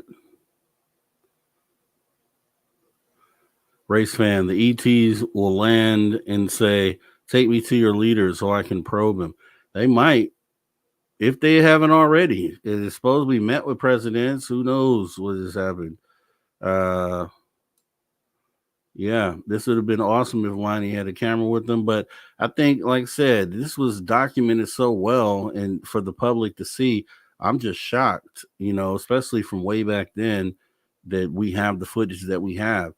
When they showed the footage of him on the scene, when I first saw this a long time ago, I thought that was a reenactment. I thought it was, but it was actual footage, which was amazing to me because how many times do you see the footage right after the event? You really never really do, especially from the older stuff. So I thought that was pretty awesome. That's why it's up there for me. This is definitely one of the cases that really puts it out there that this is a real phenomenon that we're dealing with. And I think that is pretty awesome. Who else out there? FAP, I see you out there. Kevin Kennedy stepped in. I see you as well. Who else has come late to the show here? Terrence Wills. I don't know if I got to you, but I see you out there, Terrence Wills. Nick Atkins 10 as well. I see you as well. Terrence Wills is saying, great guests. And Rob G always rocks. I appreciate that. We try to do that here. We try to have awesome conversations, move the needle, and I think we're doing that tonight. Some more of the wonderful conversation we're going to have still to come. Some of your questions, actually, let me see how many I have here. 1, 2, 3, 4. Okay, I think I got about 4 or 5 good questions here. you guys want to make sure you submit some more of those so we can keep the conversation going. Also, Pierre Marv has the right idea. Hey, folks, don't forget to hit the like button when you can. It helps the show, which is true. But once again, we're at a break. Let's take the time real quick to stop. Go ahead and hit that little thumbs up or thumbs down, depending on how you feel about it. But we'd appreciate some interaction there. It would be helpful in jogging the algorithm and kind of getting this show out there to more people. They're going to shoot down the nuke with the missile. Jeremy Jones, what are you saying here? They, which is them, are going to shoot down a nuke or a missile that is going to be launched, and it will be caught on camera. Catastrophic disclosure in the sense. I can agree with that just based off of what they've done. I think because of that, and I think I know the footage you're talking about where they shot the missile off. They were like 5-10 miles out watching it, and they saw the craft come in, hit the beam, and then it tumbled back into orbit, back to Earth. I know the one you're talking about. So I would anticipate that they probably would do that. In that case, we won't know until they try to launch one, but I think governments know that. I think they are aware that they don't want them to do that. So I think a lot of those threats of launching is a lot of hot air because they know that these ETs are going to intervene immediately and kind of take that out the mix. So awesome comment there.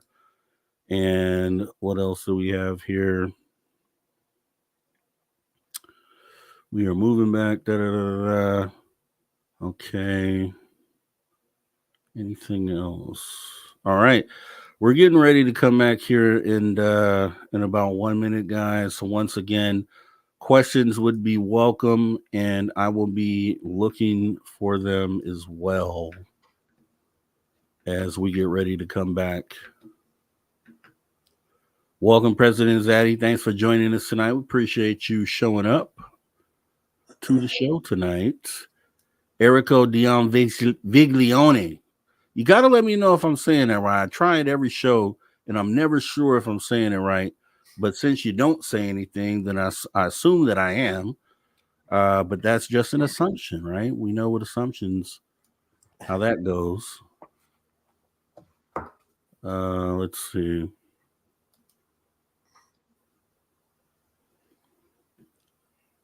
All right. I got that.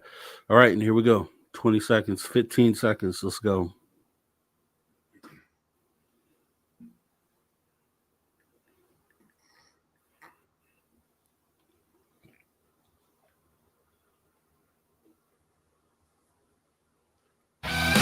All right, everybody. Welcome back to Spaced Out Radio after hour 1.5.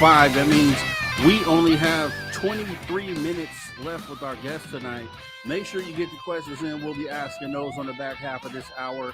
Also, don't forget, if you're viewing us from social media, X or Instagram, make sure to hit the like or follow button. Either one or both. We'd appreciate it. As we get back into the show here with our guest, Ben Moss. Ben, so talking about, we talked briefly, you used to be with MUFON at one point in time. You're investigating on your own at this point. As a MUFON, though, while you were with them, what would have been one of the most compelling cases that you came up against as an investigator? There were several really interesting cases. There's one that just stands out because it was kind of funny. Tony and I went out to a lady that lived near Fort Meade, I believe it was. And she had been seeing these energy balls, she said, and was describing what may have been some type of contact or something. So we go out there, and it's really kind of a weird scenario. You're out in the middle of nowhere, and this woman used to be with the Army intelligence, and she was actually the person that had kept all these dogs that were trained attack dogs. And so we're at her house trying to do an investigation. In the background, you hear like machine gun fire and all these loud bangs Fort Meade's having some kind of display. Meanwhile, there's a pen in the middle of the yard that has like 17 dogs in it. And one of them is the alpha male, which looks like a giant dire wolf, basically. And, I'm a big animal lover. I was like, can I pay any of them? She's like, no, they would kill you. And this fence is like a wire mesh fence that they could easily jump over or push aside. And I'm just kind of looking at Tony like, if they break out of there, man, it's, last man to the car loses. But we go out there and she's saying, it's getting dark. She says, reach up your hand. She goes, look, a ball of light is touching your hand right now. And I can't see anything.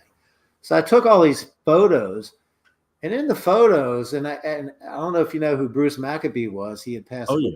Yeah, optical physicist. But in these photos, I got in 3 different pictures of an orange orb, and inside of it was a star.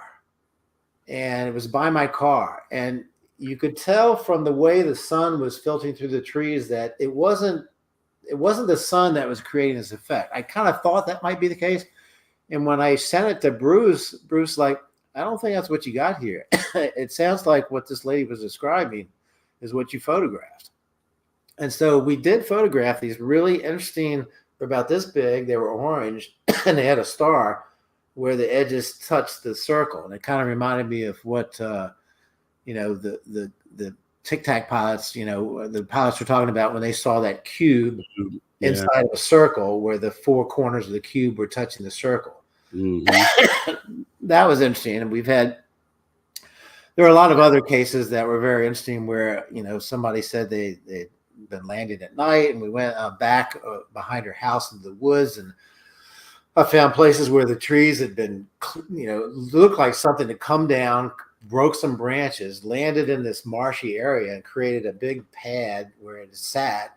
And then this was an abduction case. But there were multiple cases that were just strange. And we had one that I remember, a triangular shaped craft that looked like with the so-called TRB. But the guy filming this is in Virginia.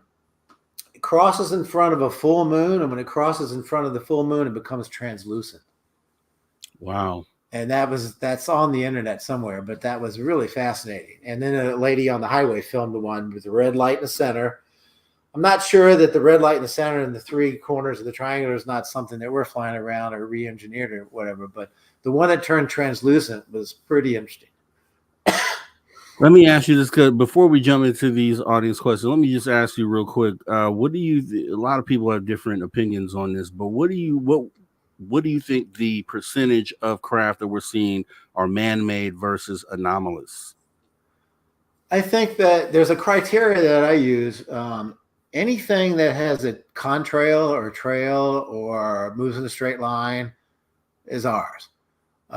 Usually the anomalous craft have a lot of plasma with displaying a bunch of lights. So sometimes the lights displayed on these things are so intense that it's masking or giving you a false image of the shape of the craft. But I think that they're surrounded by what I call a static shell. And inside of that static shell, they've negated gravity. They have their own time, because if you can warp space, you can warp time. And that's, some of these encounters, people have their time is all off, and it seemed like hours went by and it was minutes. But I think these things operate in some type of anti or non-gravity static shell, and then they'll do these type of things, or they'll disappear and reappear. Tony and I did a presentation recently where we just showed evidence of non-human propulsion and showed a lot of clips of craft that are doing things. One of them is interesting because this was filmed at Virginia Beach. There's a Navy jet going across the beach. The guy's filming on the beach. The thing's doing, I think, maybe 400 miles an hour. And there's a rotating object that comes out of the water, and you can see the splash.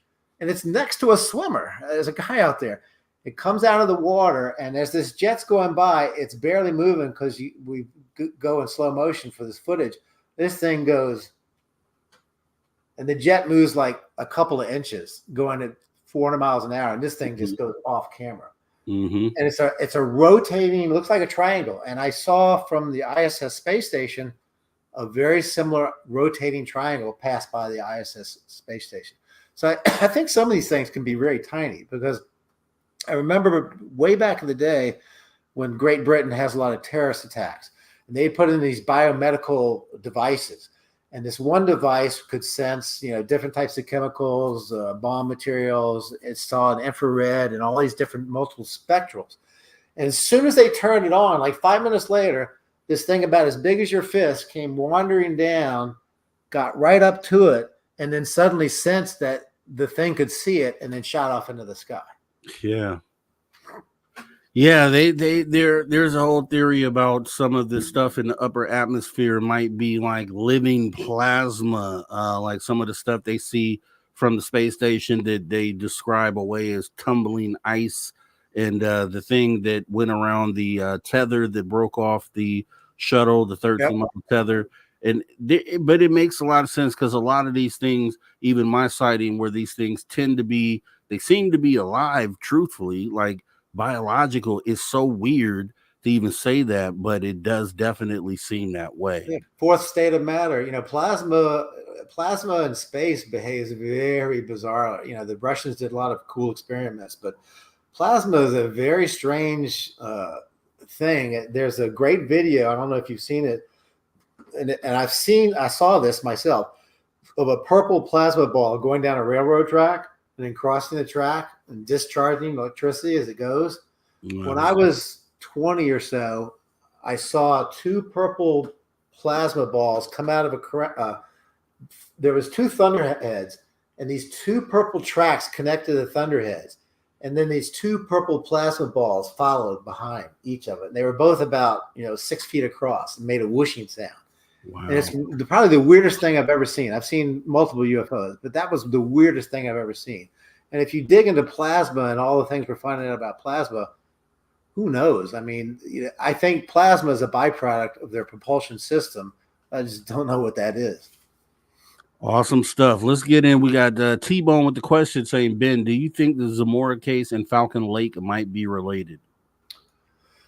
Falcon Lake is very interesting. I think that there might be there could be a correlation between Socorro and the New York case, where the gentleman saw an egg-shaped craft, but then he said he talked to the creatures, and it got very, very convoluted. But Falcon Lake is another case where something very strange happened. I just don't know if they're related. The only relation I can see, besides all the newspaper articles we have in the book, is La Madera directly relates to Socorro. Yeah, and I'll have to become familiar with La Madera since you brought that up. I'm gonna have to take a look at that. But let me see. Let's see which one next. Okay, Roger Murray wants to know, Ben Moss, Michael Schratt says symbol on egg different from what Project Blue Book reported. Is that true or not? It's the inverted V with the 3 bars. That's what Project Blue Book, they pushed the symbol that Lonnie signed for the reason to fool people, but in talking to Holder and his son, they both admitted, and the son admitted to Ray Stanford, he said, my father created that symbol just to see if people came up with the real symbol if they said they saw a similar craft.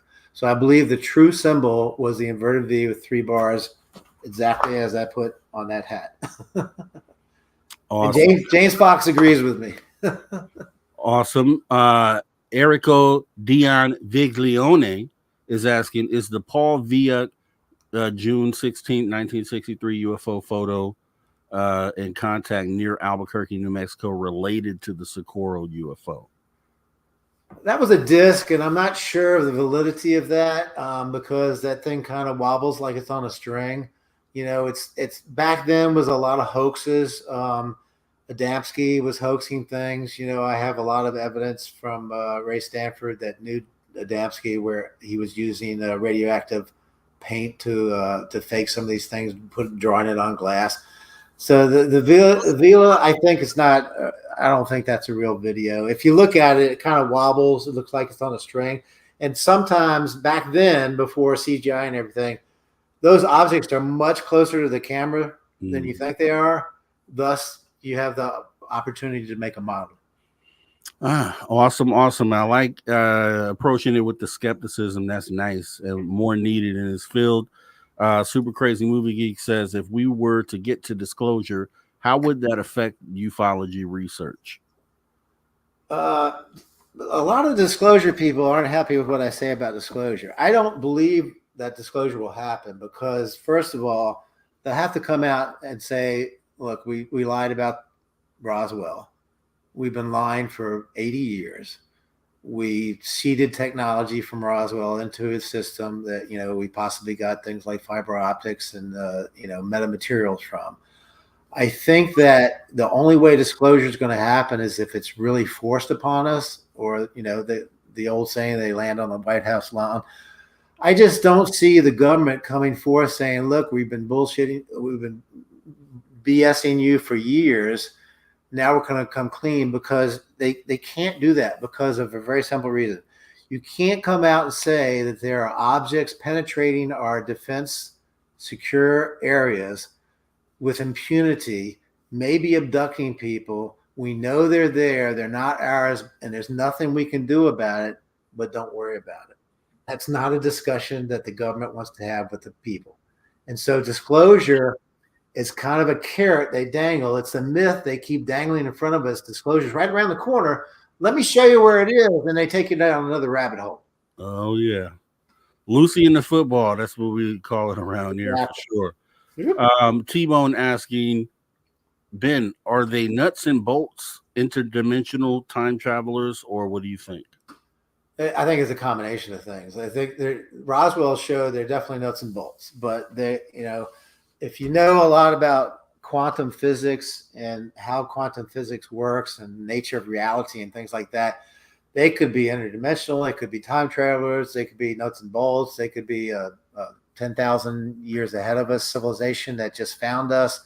They could be what which described as angels in the Bible. They could be almost all of those things. I mean, if you realize how old the universe, 13.8 billion years, how many stars there are, how many trillions and trillions and trillions of planets that might have life on it, it could be all of those things. All right. And I'll ask this question real quick. It just came up. T-Bone wants to know Ben's opinion of Billy Myers. I think he saw something originally, but everything since was hoaxed, and there's a lot of proof for that. A lot of people did some good investigations of like the craft that touches the tree. It's a bonsai tree that's about this big. A guy went to the field and said there's no tree there. I've seen a lot of investigators that actually dug into that.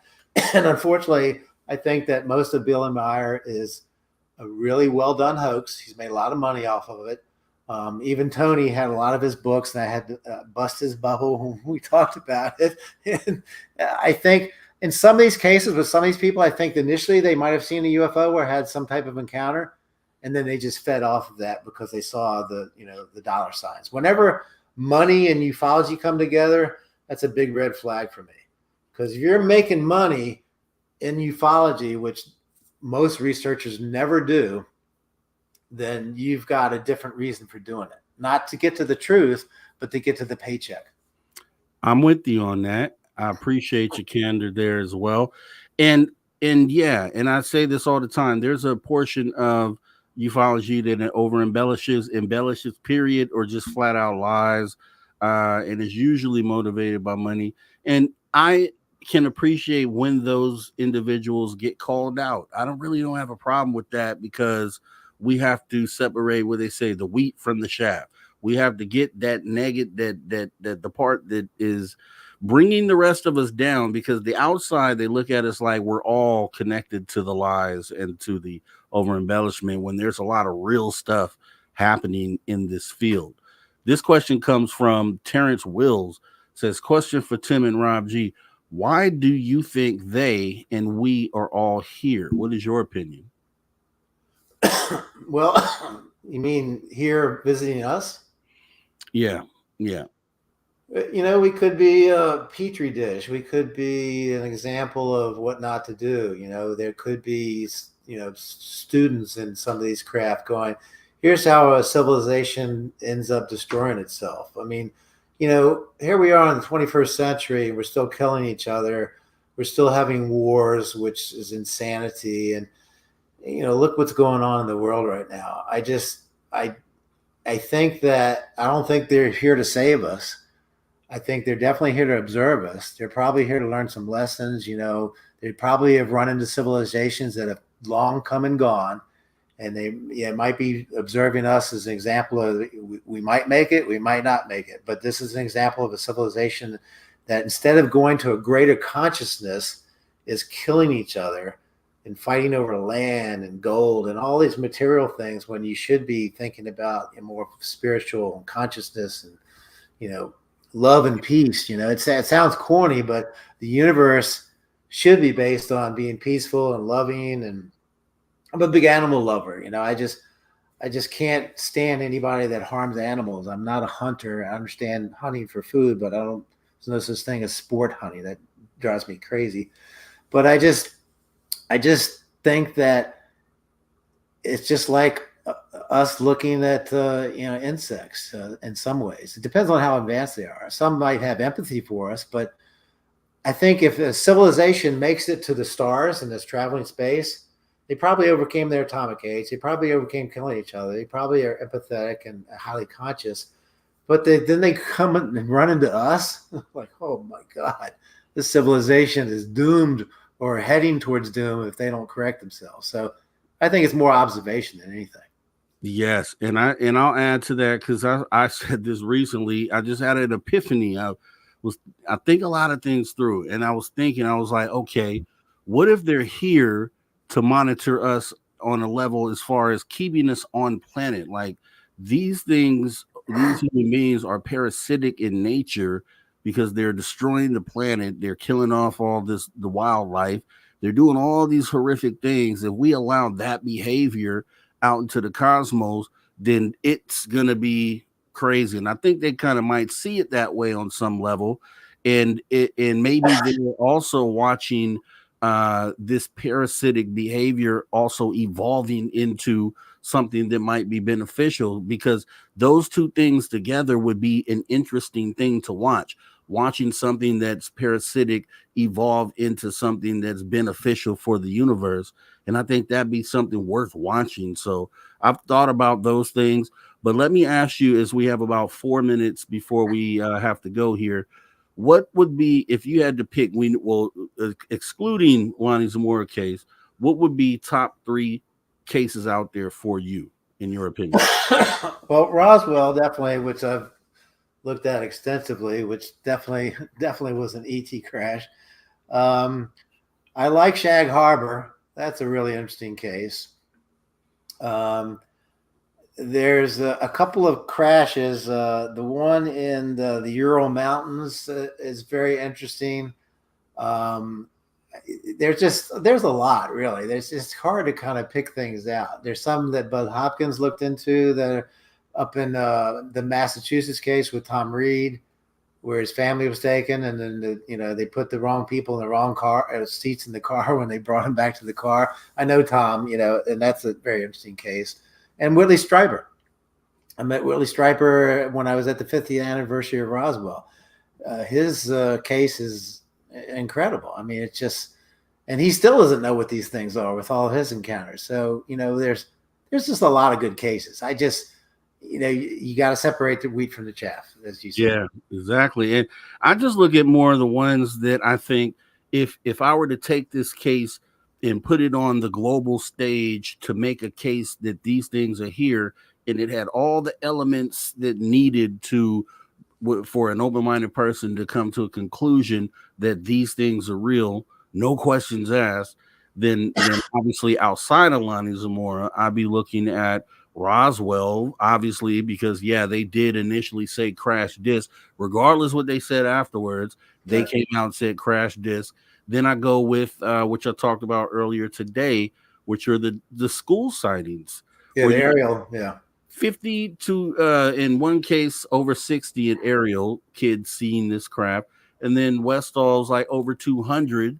And then they had a third school case that was Broadhaven, Wales, and that one's only 15, but still it's mass sightings of not just the craft, but the craft landing and then things getting out, which Right. I think is all the elements. Because as long as it's just the craft, then you can say, oh, it's government craft, it's black projects. But when you have the element of things getting out that aren't human, what can you really say in those cases? Yeah. Travis Walton. Travis Walton as well. I like Travis Walton, even though there was recently the thing where he went on the lie detector thing. I think he shouldn't have done that. I think that just kind of doesn't help his case, right? But I still lean with Travis on the story that he told for sure. We have about 30 seconds left. Where can everybody find you, Ben? I'm the UFO guys on Facebook. So if there's two sites. They somehow split the UFO guys into two different pages on Facebook, but they can find Tony and I there. My book is on Amazon, so just Google Ben Moss, Not of This World, and you can get the book there. I have copies that I sell. I'm going to there's one of the oldest conferences on the East Coast is coming up next weekend, Mysteries of Space and Sky in Gambrills, Maryland. I'll be there. Probably see my good friend Charles Halt, the Rendlesham Forest gentleman, is a friend of mine, and we always have great discussions. So, just look for me on Facebook on the UFO guys, and you can Google me. I'm all over the place. I've done a lot of shows, and a lot of my presentations are on there. All right, Ben Moss, thanks for coming in. We're going to talk again soon if I could have you back. Sure. Outside of that, you have a great rest of your night, and everybody else, stick around for hour 3. We'll be right back after this message. Thanks, sir. That move the You're needle. listening to After Hours with Mr. Rob G on the only place where you can own the night. Spaced Out Radio. Spaced Out Radio. You've tuned your dial to the right frequency.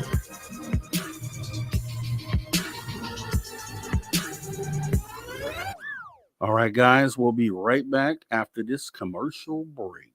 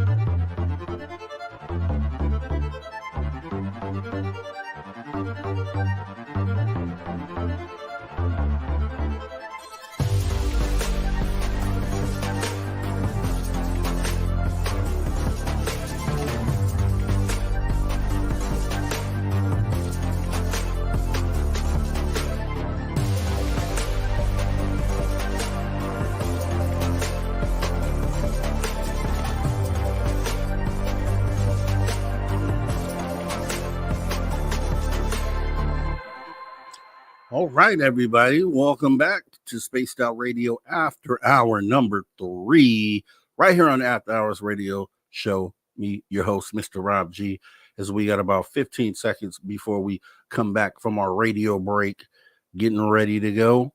We got Steve Stockton this hour, and also our man with the plan, Drew Banky, with the After Hours wrap up. Stay tuned. Here we go. Welcome back, everybody. Spaced Out Radio, the After Hours Radio Show, After Hour number 3. We're in the final hour. Me, your host, Mr. Rob G. We'll be getting into some Steve Stockton, Tales Untold, Missing Persons Mysteries. Also, we'll be hearing from the man with the plan, Mr. Drew Banky, as we go ahead and get into some really good stuff. You guys, don't go anywhere. Make sure you stay right here. Keep it locked as we go ahead and get ready to jump into the show. And let me go ahead and bring up our Steve Stockton graphic as we get ready to jump into Tales Untold, Missing Persons Mysteries. You guys stay right there. Don't go anywhere. Welcome to Tales Untold and Missing Persons Mysteries on Spaced Out Radio's After Hours. My name is Steve Stockton, and I'm here to take you on a journey of mysteries, legends, and true stories. Come, join me on this strange adventure of Tales Untold and Missing Person Mysteries. Strange experience in Starved Rock State Park, Illinois. I had a very strange experience 12 years ago in Starved Rock State Park, Illinois. It was so bizarre at the time, I never discussed it. I began reading the Missing 411 stories a few weeks ago and realized what I encountered fits into the Missing 411 profile. Additionally, since many of the Missing 411 stories border on the unexplainable and bizarre, I feel what I encountered was not unique, that it was part of an actual phenomenon. Here's my story. I was visiting my girlfriend in Chicago. On a sunny and calm winter day, we decided to go for a hike at Starved Rock State Park. I'm an avid hiker, and being on leave from Iraq, I wanted to take in some cool, fresh air. We hiked the park for several hours. In late afternoon, we started heading back to the car. About a half-mile away from the parking lot, we came into an area where tree branches were broken and pulled towards or over the trail. Most of the branches were broken high up, I'd say 8 feet and more off the ground. I lived in Washington State before going to Iraq and knew something of Sasquatch areas. So I told the girlfriend it looked like a Squatch area due to the branches broken off up high and pulled over the trail. That's about the time things started to get strange. Soon after mentioning this, I felt like someone was staring at me.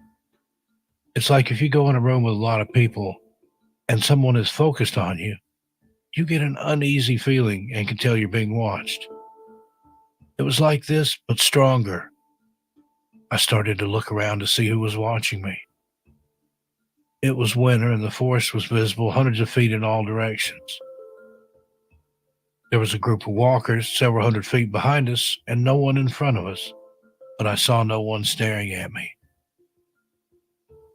As we passed through the Squatch area, I began to have the feeling someone was behind me, following us.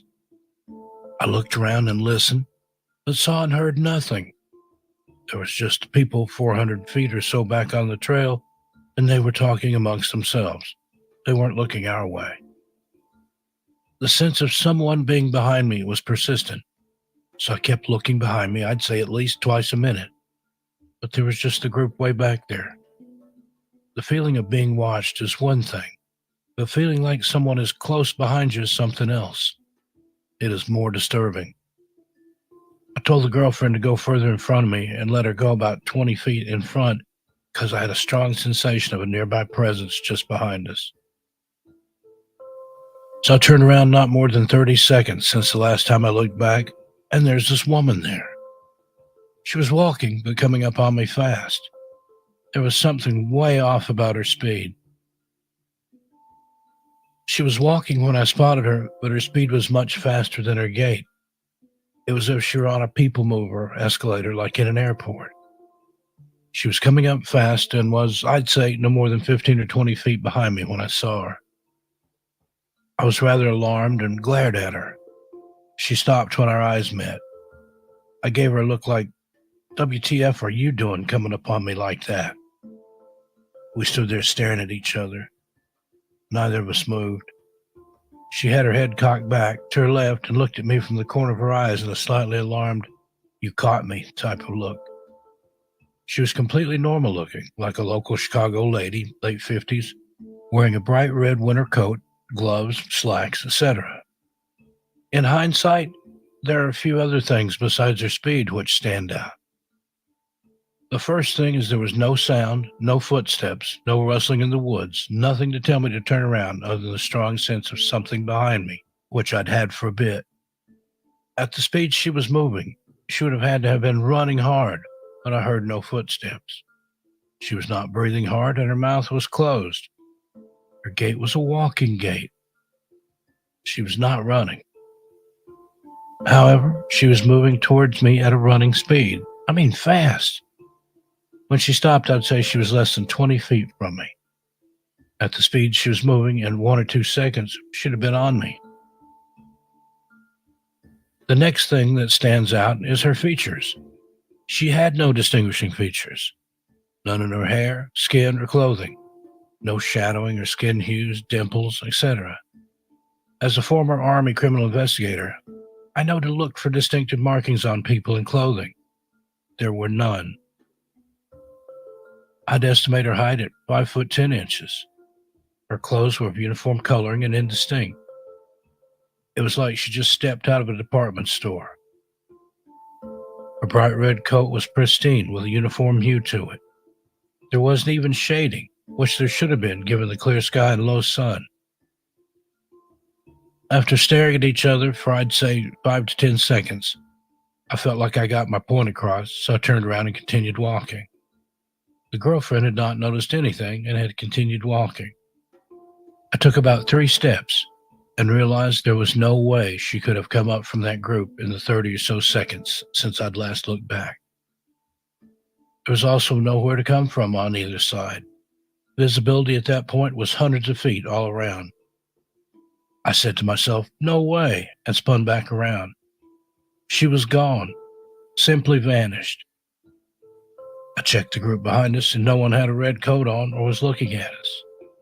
There was no one else around, and there had been no sounds other than my footfalls. The woman just vanished. From that point, it took us about 10 minutes to reach the car. For the remainder of the walk, I did not feel like I was being stared at or followed. I've never been back to Starved Rock State Park and have no intention of going back. The whole thing was bizarre. How was I supposed to tell anyone about that? So I never have. My mental state was fine. I have a high IQ and a 20-year career in a STEM field following Army service. At the time, I was working a DoD IT contract in Iraq. I was well rested and relaxed, being on vacation with a girlfriend. There were no drugs or alcohol involved. These are strictly prohibited in my line of work and were grounds for immediate termination under MNFI's GO1, which I was subject to at the time. I've carried this experience around for 12 plus years, being unable to talk about it because it was so exceptional and unexplainable. It's a relief to read similar stories of unusual encounters and disappearances. After reading many missing 411 accounts and the profile of disappearances, I believe I narrowly averted being snatched by whatever that thing was. I do not think it was the woman I saw. I think it was something different which I could not see. Thank you, Anonymous. Eerie footsteps behind us. When I was around 12 years old, my girlfriend and I went with my parents to an isolated cabin that was only accessible by boat in northern Ontario, Canada, near my dad's reservation called Serpent River. Anyway, my brother was swimming in the lake, so my girlfriend and I decided to hike up a hill that ended up being quite steep with cedar trees all around us. So as we were making our way up, we decided to sit down and take a rest as the ground was covered in cedar needles and quite comfortable. As we were sitting there, we were chatting because we could see my brother swimming in the lake. From quite up high on the hill we climbed, then all of a sudden the ground was shaking underneath our butts like something so heavy was running behind us. It scared the daylights out of both of us, and we hightailed it down that hill. We did look behind us, but we could only feel it and could not see anything. To this day, I've always wondered what it could be. We thought the only possible thing that could make the ground vibrate like that might be a moose, but then again, I just couldn't see how or why a moose would be so high up on a hillside with rocks and cedar trees. It still perplexes me to this day. Anonymous. All right. Once again, Steve Stockton delivering big time right here on the After Hours radio show with Tales Untold Missing Persons Mysteries. This guy could read medical lab results to you and make them sound entertaining and suspenseful. Once again, Steve Stockton, thanks for being a part of the After Hours radio show as we go ahead and get ready to jump into the After Hours wrap up here with none other than our guy, Mr. Drew Banky. Ladies and gentlemen, here we go.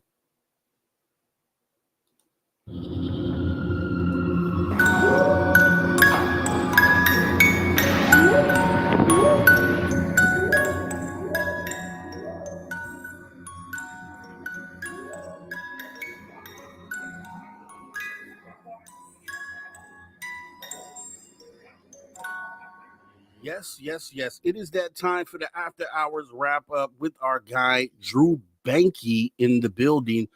This guy right there, this guy right here, Drew, welcome to the show tonight. Thanks for coming in. How you been?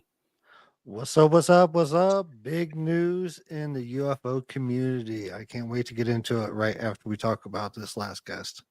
Let's go ahead and get into it then. So the Socorro UFO incident, right? Have you had any knowledge of this prior to today's conversation? And what did you think about the data that he brought forward tonight? I have heard about it. I wasn't as well versed as I am now. And the ones that leave physical evidence are just so amazing. What what I really liked was about him going back and seeing the bush now and seeing that the bush is like bigger than any other ones around it. And yeah, I could definitely see how that would be the case. But the instances where they have like physical evidence or video, video evidence is one thing, but someone telling a story's one thing. People having video evidence is another thing. Is step up. But people, when you have physical evidence that you can actually like, scientific evidence that you can actually palatable, and this is one of them. So it's great. I was it was blown away by some of the information coming out on it. So Yeah, and it's one of those sightings again where I was always shocked by this because early on when I first found out about Lonnie Zamora, this particular incident, and I was looking into all the different things that I could find about it, it was just so shocking to me that they had cataloged this so well for the public to see. I was watching literally the investigation that they were conducting literally right after the sighting happened. It showed Lonnie Zamora on the scene. It showed him showing people around. You couldn't hear anything. The voices were muted out, but you could see him pointing to all the stuff and kind of them investigating or getting the initial investigation going. And it was just shocking to see that evidence was, or that footage was forward facing, public facing, because usually that stuff is the stuff they lock behind, key and lock. So a lot of the other sightings that took place during that time and even afterwards, the public didn't really get insight onto a lot of the data. However, this one was fully flushed out there. You have a credible person like a police officer who would have no reason to lie, especially at the time where the stigma is so high and you could risk jeopardizing your employment and even with the stigma in your co-workers and having to go to work and get laughed at because you're the UFO guy, you're the alien guy, not even just UFO, you're the alien guy because you said that there were things outside of the craft that got back in and then flew off. So, with all that being said, it's just a sighting that I think leans into this actually happened. And it's up there for me, truthfully, when I asked the guest Ben earlier about his top three, for me, this is right up there for sure. Top five, maybe top three. I mean, and it's because you could take this case with everything involved with it, all the footage and all the things that were found, the marks that were left behind from the craft that was on the ground, which they documented very well at the time, the footsteps of these creatures, which he said Lonnie Zamora called them, that were walking around the craft. All this stuff was cataloged in real time. So that's a beautiful thing. And that's why I asked him, what would you give a grade for this? He gave it an A+, which I didn't expect that, but I can agree with that. I can agree that the way they documented it in the time, in the moment, it would definitely be A+ for me. They didn't leave a lot of questions. You could just look at the evidence and really come to a conclusion that what happened was real.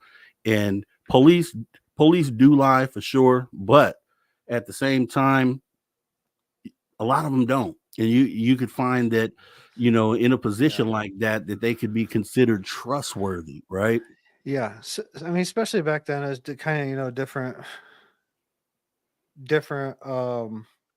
temperature as far as it was towards police back then, and you know who's it, people that there's people that don't lie about their experiences. There's people that lie about their experiences, or people exaggerate. But then again, there's people that just tell what just happened. And I've come to believe through my experience that most of the time people are just telling their experience, like they're just wanting to get it off their chest.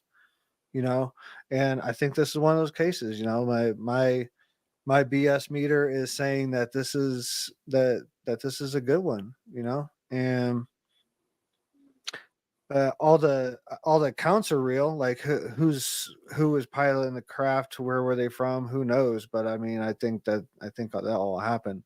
Was reverse engineered, secret program that was, by another country. Maybe it was by an Oriental country that's known to be, shorter. Who knows? Who knows? But I believe all the accounts are real, and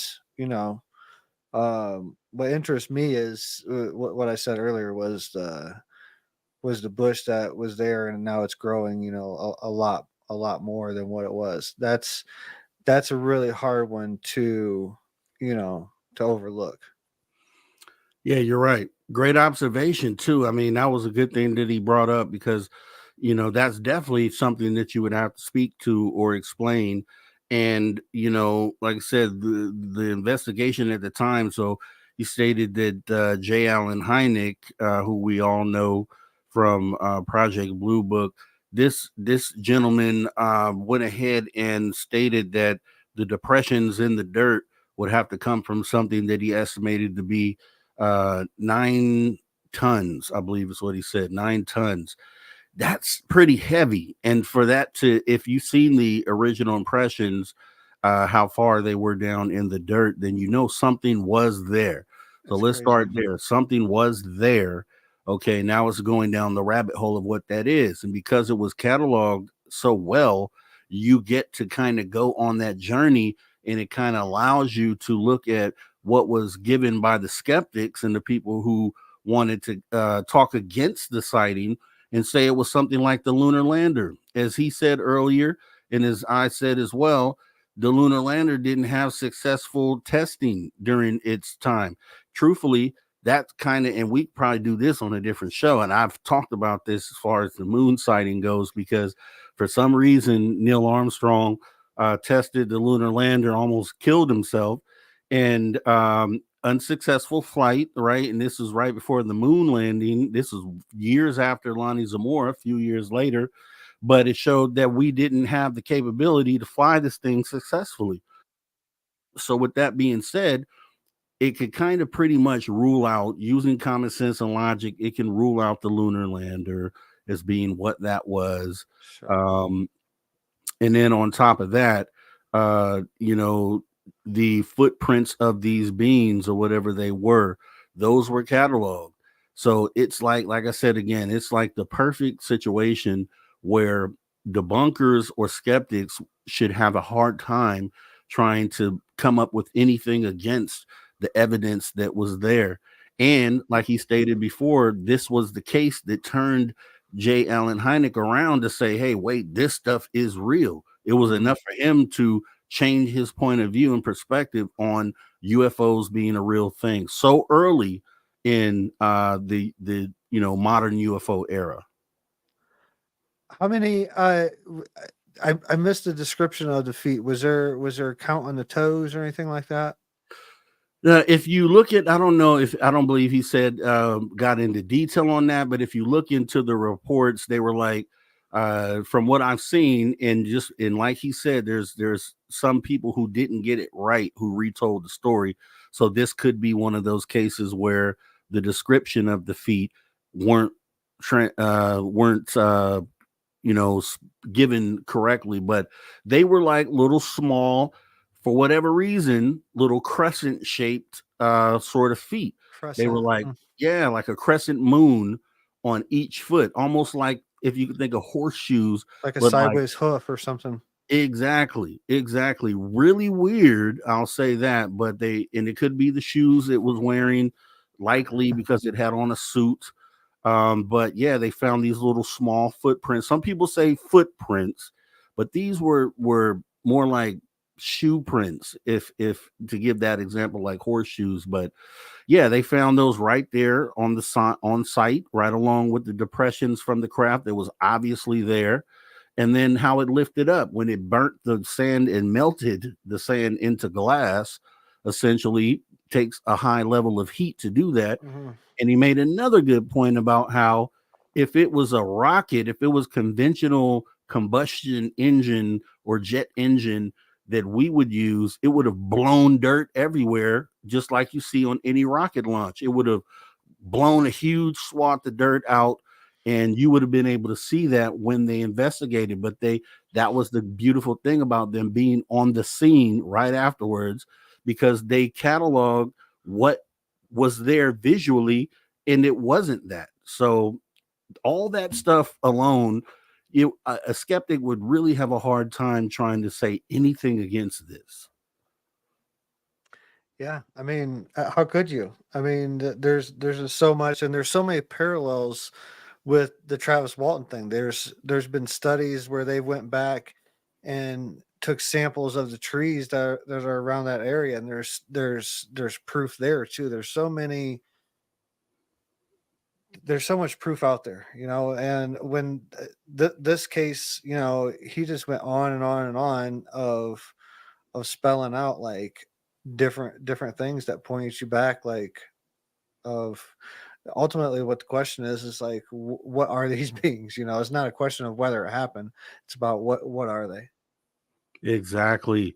Great point. And that's kind of a good place to put it because, everything says that it happened, like you just said.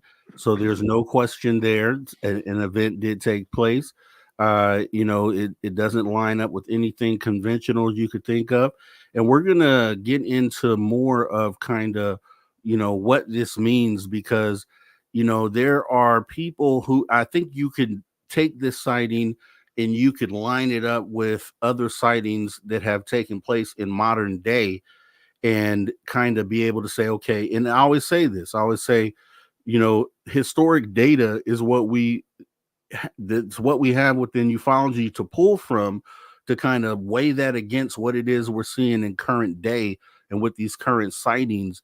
And I think I have a case where we could do that because there still are a lot of people out there with some of these modern sightings because they're modern, current day within the last 20 years. They want to write some of these things off as being adversarial tech or man-made tech.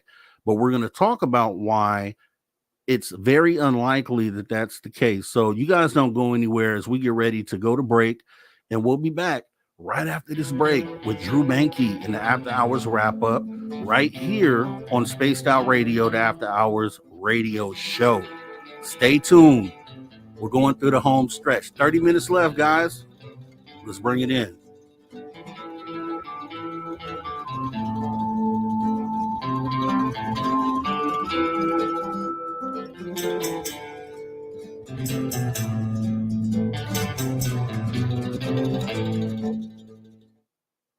All right, clear. So, yeah, what is it that we got, Drew? Dude, Trump was on Rogan. The interviews got over 24 million views in the first under 24 hours. Yeah, saw that. He mentioned UFOs in the because he was talking. Joe asked him about. I posted the clip on. I shared the clip. Polly shared the clip. Polly Roskenbureau shared the clip. You can look at there, and I shared on my page where he specifically speaks about. They was talking about the JFK assassination files and the UFO thing come about, and yeah, he mentioned it that he was briefed about it when during his first term, but that's pretty crazy for him to mention it. It just kind of blew up. Yeah, and it did, and I saw that, and then I also saw they were talking about the Kennedy thing as well. I want to put a lot into that. I want to take it all at face value, but we're in a time right now where popularity matters leading up to November 5th. So it's hard to decipher the intent behind some of the things being said, because this was asked to Trump a few years ago, and he kind of alluded to a little bit of being brief, but he always says, and he even said in this interview, I don't really believe it, but this is what was told to me, X, Y, and Z, which is essentially the story that's been told the whole time. A lot of people are like, I heard this story, but I don't really believe it, right? So, I think kind of what's being done is just the promise of information being released if you vote for me. And that's kind of what I don't want to get hung up in, because I would like to hear the story after November 5th. You know, Yeah. let's ask again after November 5th and see if the energy is still the same. Because I'll tell you, the first And time he was asked, and then versus this time, it seems like instead of him just being told something, it's like, oh, I've been told something, and oh, you know, you may want to know well, about it. yeah, he knows he was talking what audience he was talking to. You know, he's talking to Joe's audience. He's number one podcast in the world, you know, bar none. There's no one can argue with that. So he knows that Joe talks about ET all the time, you know, and if he mentions that, he's gonna get he's you know, he probably picked up you know, reality of it. He probably picked up some votes from just saying that alone. But Yeah. what's interesting, I was just thinking about today. I made a statement on a podcast or somewhere a while back, and I think it was when Trump was during Trump's first term. I was doing an interview, and um, it come up about the apocalypse or end of the world or end of government and whatever. And I said, I've had dreams and messages from the other side that says Trump will be the last president of this administration. And then he lost in 2020, and I was like, well, maybe I wasn't, maybe I'm crazy, whatever. Like maybe that was me. I'm always trying to discern like what's the messages and what I'm hearing and what these dreams, interpreting dreams I have. And I'm always being very critical of myself. But now I don't know, man. Maybe it's true. Like But I here's think where politics are politricks, right? At the oh end of the day. sure. And and knowing that, we know that many politicians will say what sounds good in the moment to get the vote. Just Mm, not even presidents, just yeah, anybody within politics. So just to not make this Trump focus like going against Trump in some kind of way, because that's not yeah, what it is. It's really just the promises, and a lot of the time, historically, once again, historical data that you can go against that says a lot of times within politics, false promises are made in order to get a sure. vote.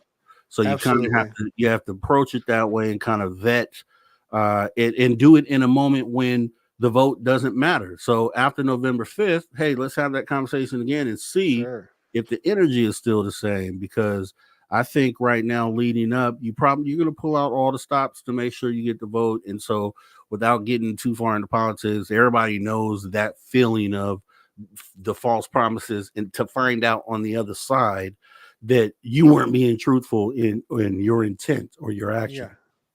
Well, As we another get thing. ready to come back right now, we're coming back.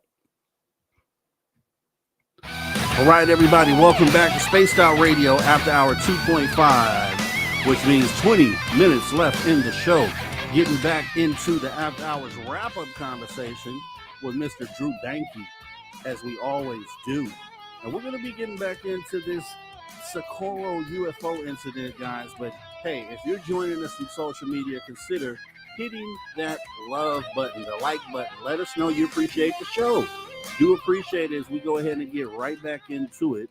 So, yeah, we were talking before the break about, I was kind of getting into the whole fact of some people today with some of these current day sightings that want to, because it's current modern day technology has progressed, wanting to take some of these kind of anomalous things that seem to be things that we can't do, and then put it under the auspice of, hey, we've been developing things for years, so this and that, you never know.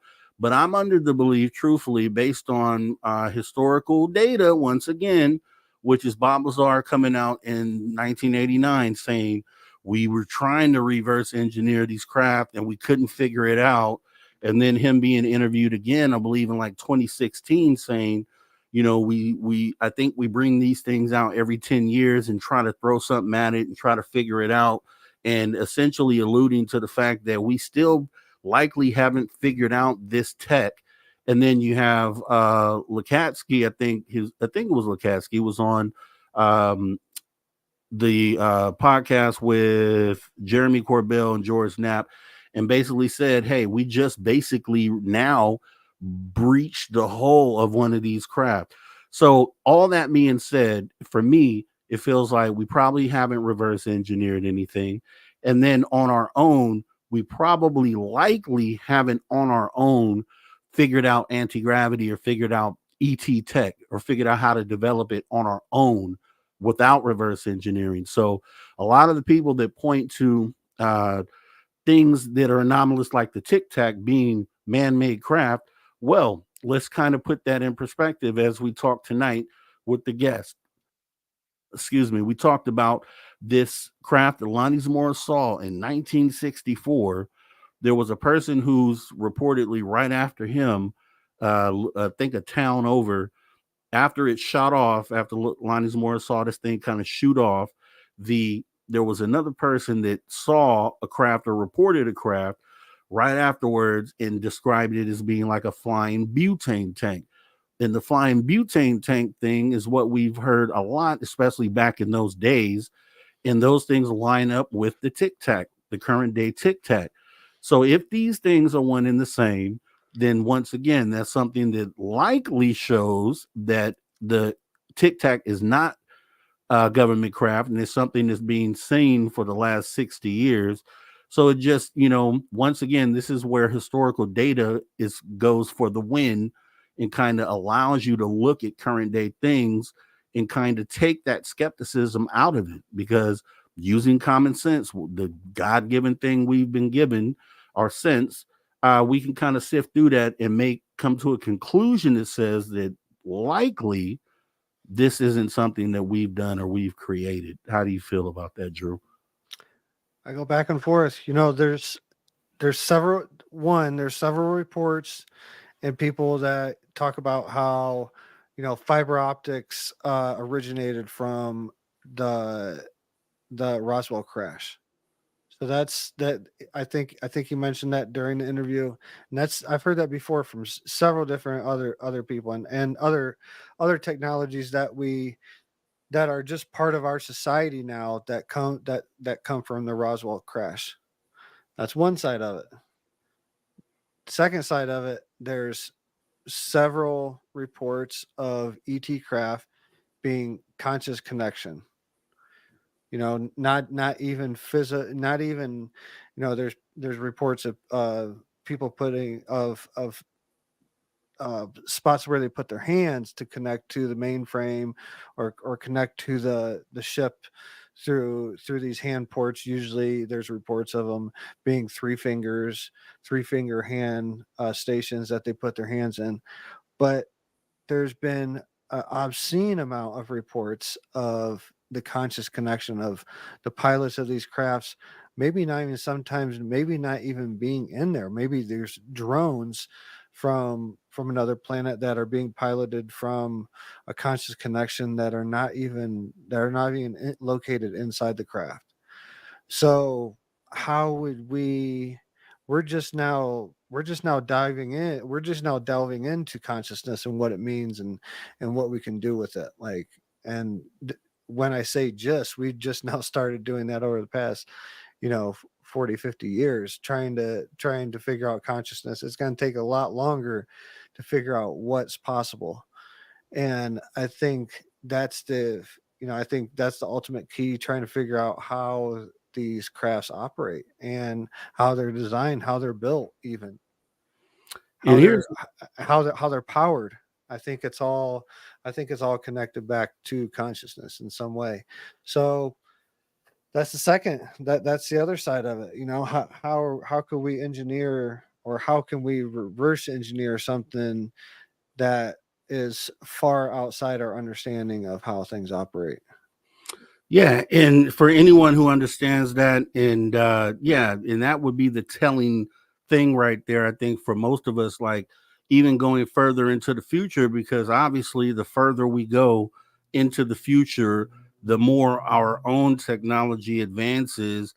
Then we get to a point to where, see, right now we can say, okay, drones have been around, and when I say drones, I mean quadcopters. these sort, and even man-made aerial drones for war, we can look at that and we can say, okay, we're in a period where it's plausible that, because this has only been around for such short a time, that prior to this date, those things didn't exist.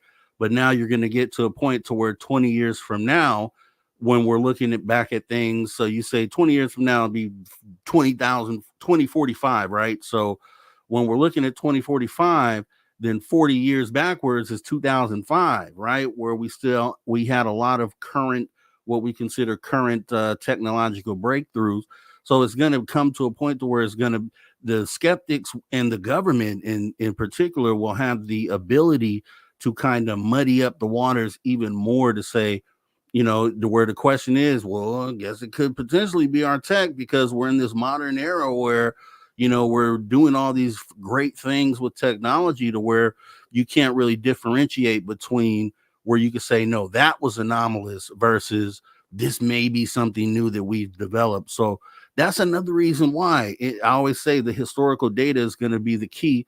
That's why we kind of have to break this thing open now in this moment that we're in, because the further we go in the future and the further we allow time to pass, it's just going to get harder and harder to give examples, current modern day examples of why this is anomalous and why, this should be looked at as something outside of the box. Because further we get down the line, you're going to be able to say, well, hey, no, this is the year 2040. Anything's possible now. You know what I mean? So that's why it's so important, the conversations we're having right now. And I don't know, how do you feel about that?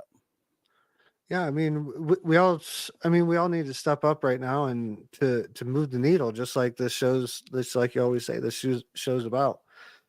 We need to start displaying things like people that can do C5s and successfully do C5s.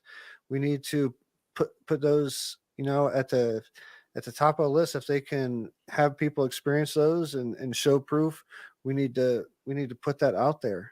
Like this is a time that disclosure is going to come from us. I've said that all along. Disclosure is not going to come. We spoke about Trump mentioning it on Rogan, but it's not going to. It's interesting to have someone say that on such a big stage, but that's not what's disclosure. This we I guess we need to define it.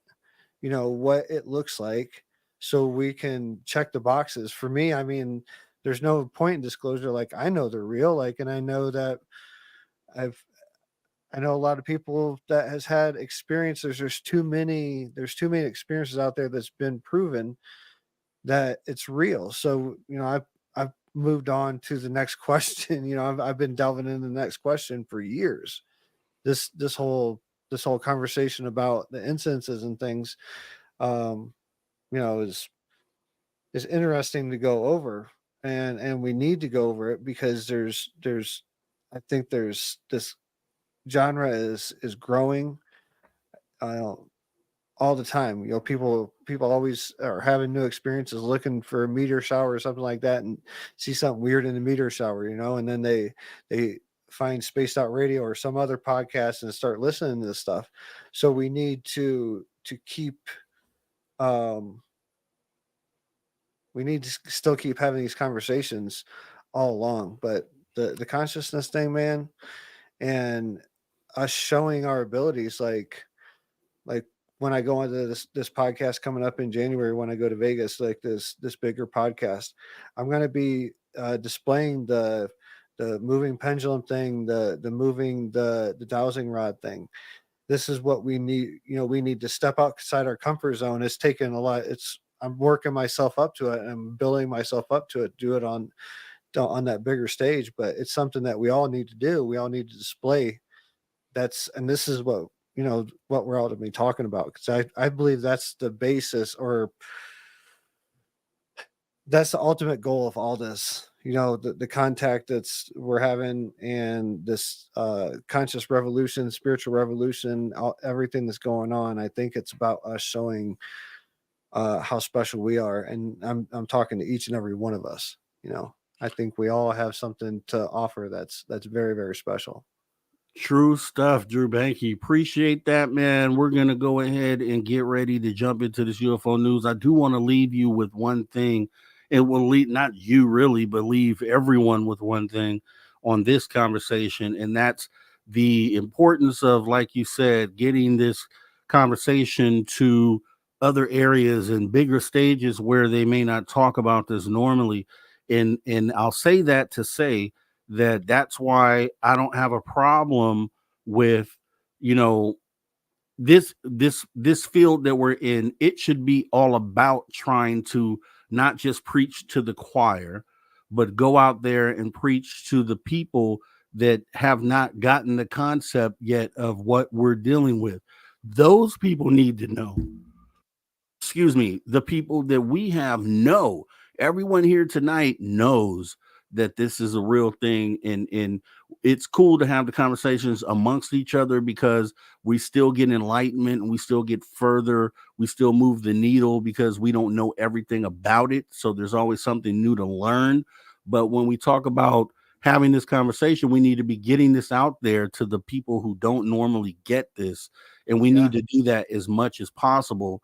And so I applaud you for doing that. Even Lou Elizondo, even though he hasn't come through, I would, I still applaud him for going out there and trying to get to these other people. And I would encourage anybody else who has the opportunity to get out on those other stages to do exactly that, because that's how we really move the needle for humanity globally. Go ahead, Drew. Yeah, just to give you an idea, this guy that I'm going to interview with, a lot of people may not have heard of him or anything, but he just had Graham Hancock on. He just interviewed Graham Hancock and was talking about the Ancient Apocalypse series that he has on Netflix, and how, we was talking about footprints earlier. They found footprints that moved the needle back from 14,000 years ago that we had humans stepping foot in the Americas to over 30,000. And then there's other proof that may push it back to 130,000 years ago. There was actual people stepping Americas.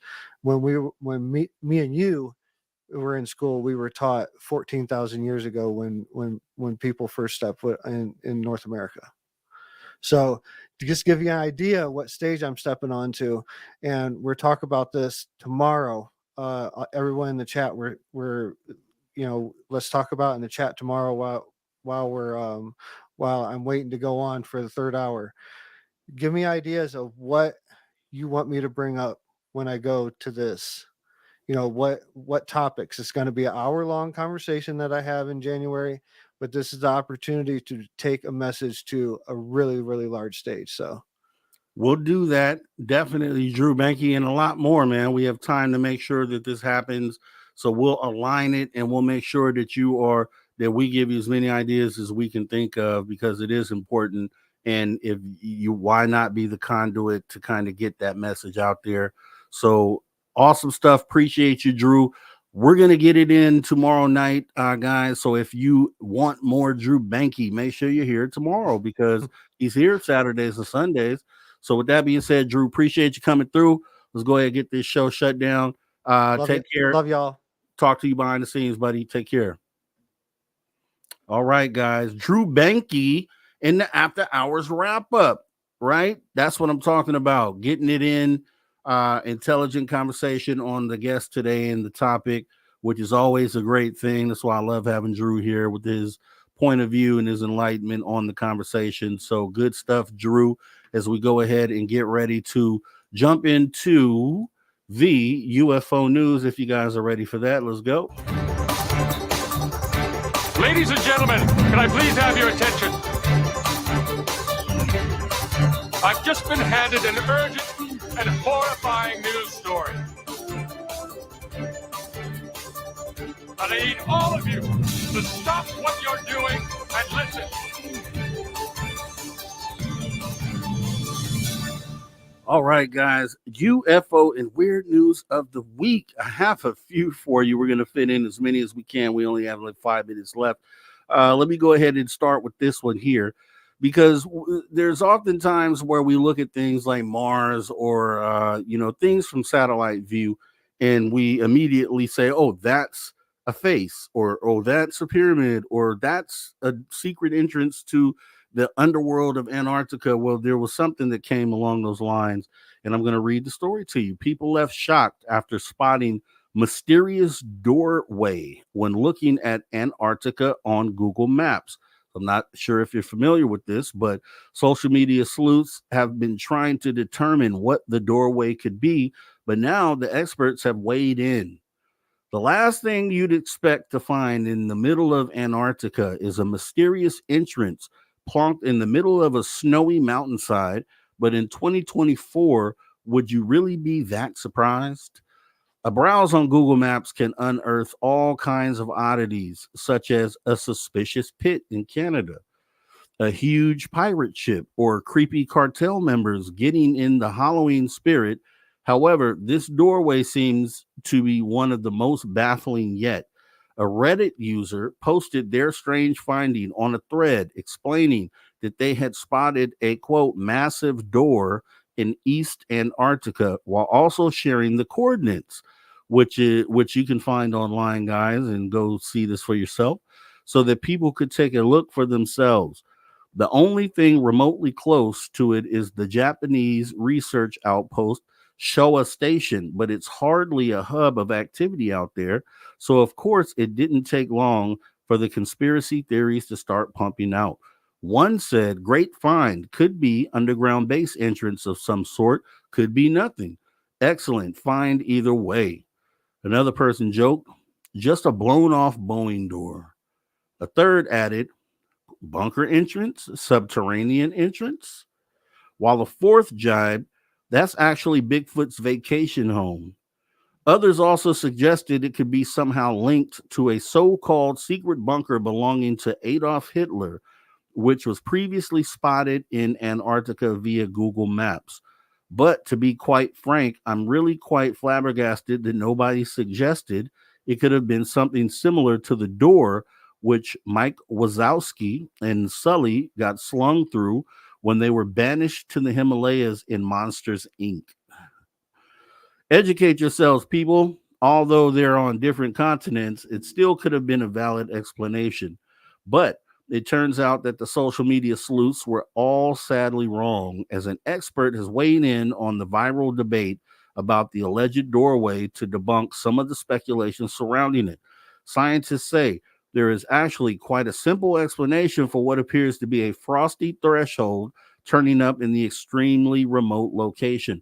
Professor Bethan Davies decided to one-up the Redditor who originally posted the doorway by taking a more thorough look at the site via Google Earth Pro, which allowed her to analyze historic imagery of it. Speaking to the Daily Mail, the professor of glaciology at the University of Newcastle explained, quote, this feature is in the area of fast sea ice in East Antarctica just offshore of the coast. There are a series of islands there, and the water is pretty shallow.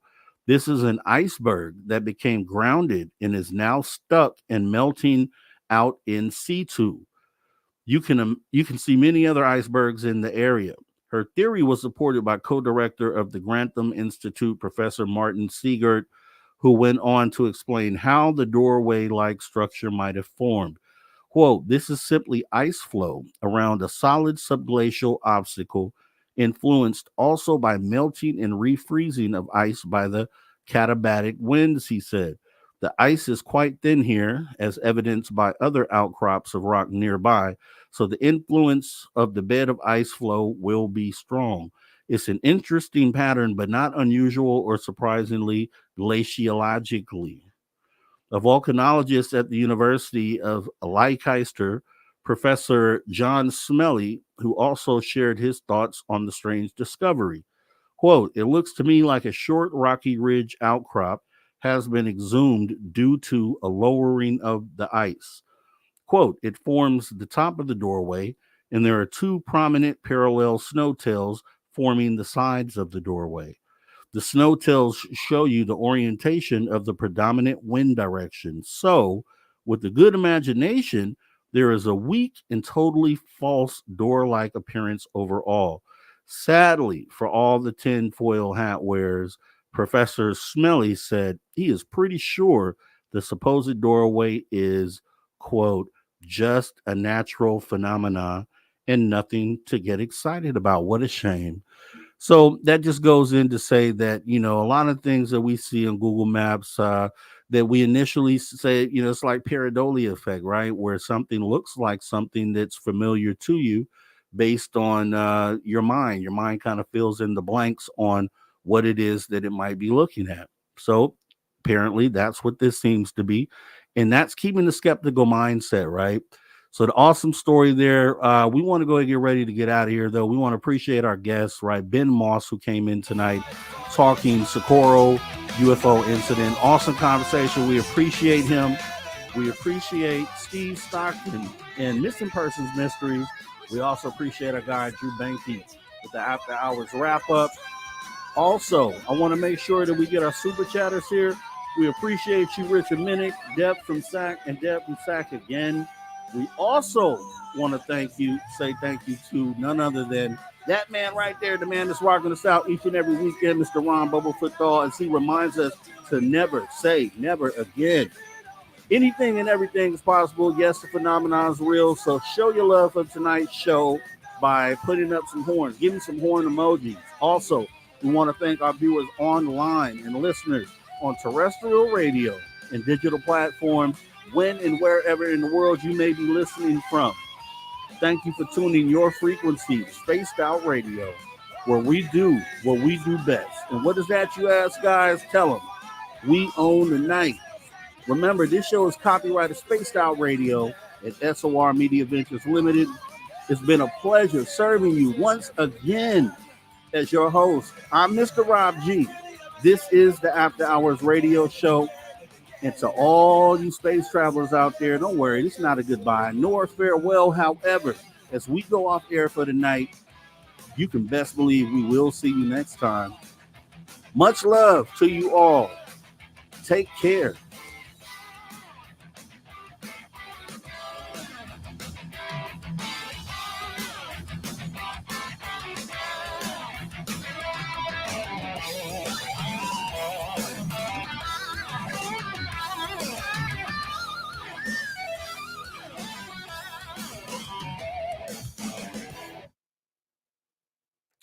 All right, clear. Great show, everyone. Great show, everybody. Thanks for tuning in tonight.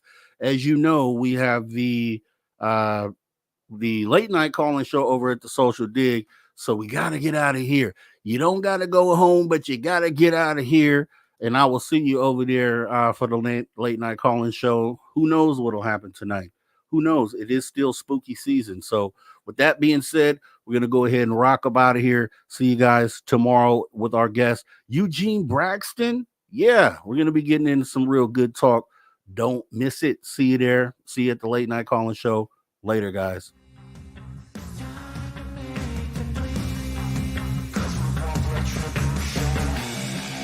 Cause we want retribution. Oh yeah, we want retribution. Oh yeah, we want retribution. Oh yeah, we want retribution. Yeah, we ran out of patience for your luck with the